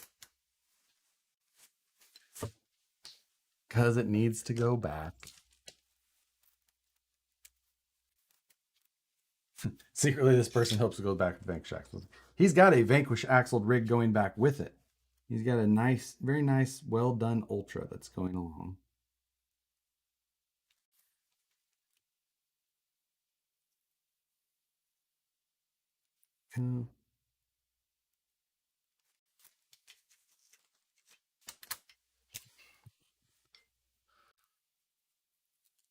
I don't, this, oh, this end doesn't actually have any solder on it. They were just twisted together and electrical taped. There's no solder here.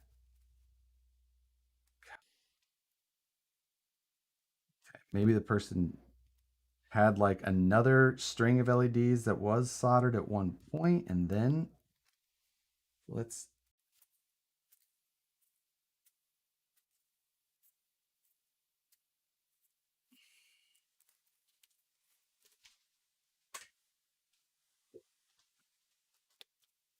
Is there a trash compactor nearby?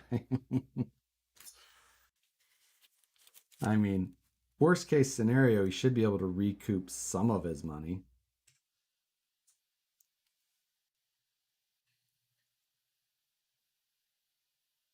At least it should be back to as reasonable as condition as a red cat should be.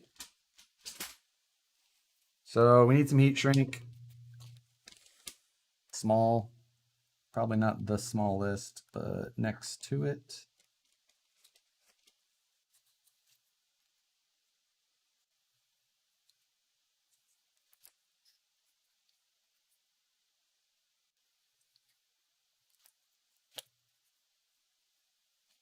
Oh, a baler like The Office?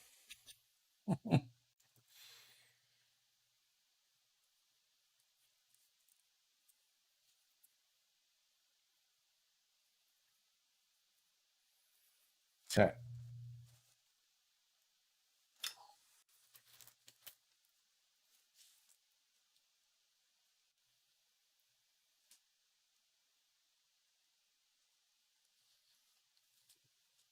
Right.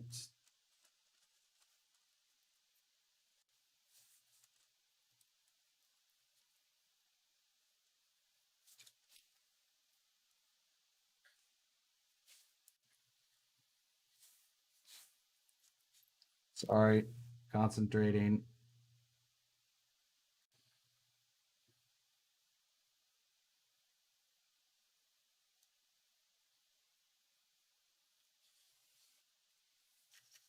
All right. I am by no means a master soldering person, but I will at least show you that I did a competent job of being able to. Will it focus? Focus. Good enough for tiny wires. And we'll use proper heat shrink instead of the world's worst version of electrical tape. So, disconnecting our soldering iron again. We can tell you're concentrating, your eyes are crossed.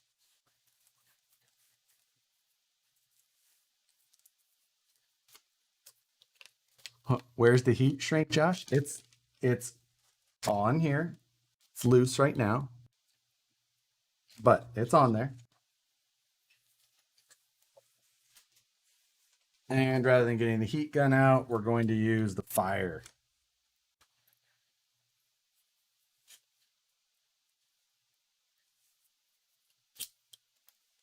Because lighter versions are always best. So, a little heat shrink on it. We'll go ahead and put some heat shrink over the whole thing, the whole joint. Why not? Does that battery look a little puffy? I mean, maybe a little bit, but not. It's not like that puffy. Not so much that I would actually worry. That's not big enough. Put the whole thing in the trash, not the whole thing in heat shrink. I'm actually not going to be able to get heat shrink down to a reasonable size, so we're not going to put it in there. That's fine. But that's much better than previous. So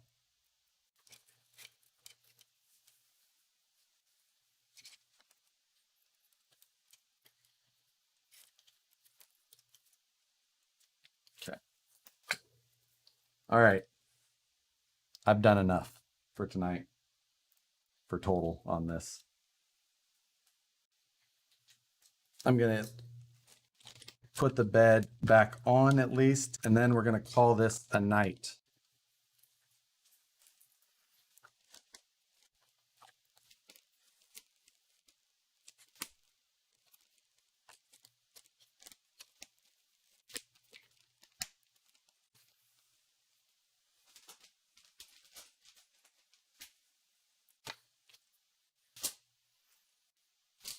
Soldering's done. Well, I think. I'm almost scared to take off the the electrical tape from the battery connector. I feel like there's probably no solder in there either, and it's just a fire waiting to happen. God. Oh, and I haven't eaten dinner. I wonder if there's anything. What time is it? 9:25. It's Friday night though. I bet I can still get something delivered.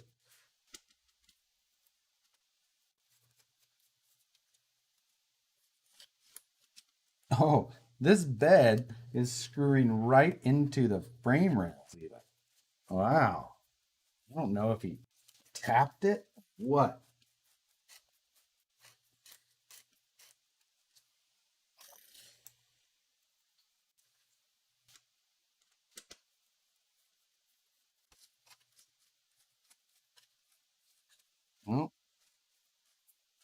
I missed that one.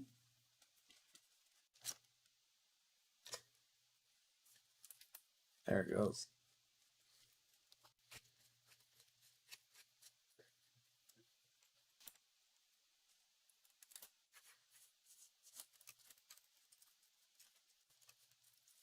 I don't know what to say about this thing.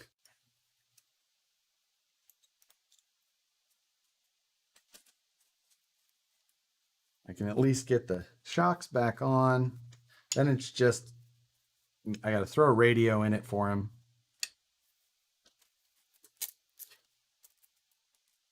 And throw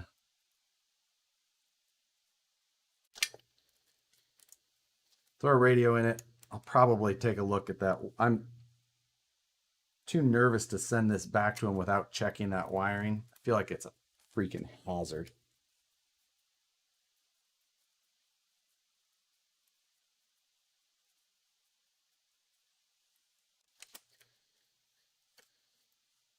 Screws are too long everywhere. Josh, if I send you fan mail package, will you open it on one of the live streams? Yes, I will. I would do that. I have everything sent to the shop, the Vanquish shop. The address is at the bottom of the website. Or you can message me and I'll send it to you. But yeah, as long as it's not some sort of prank package, because otherwise.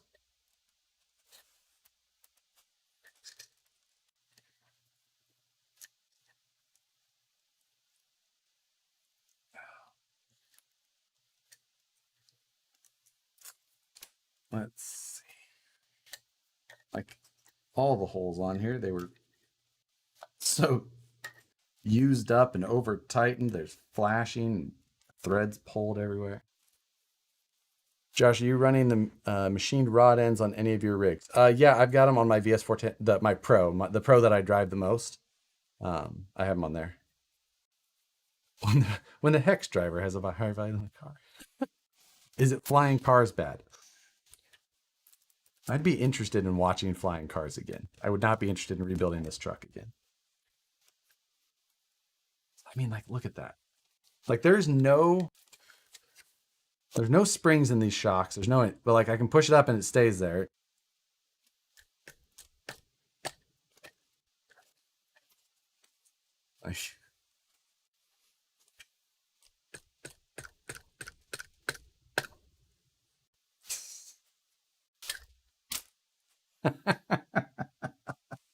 Whatever.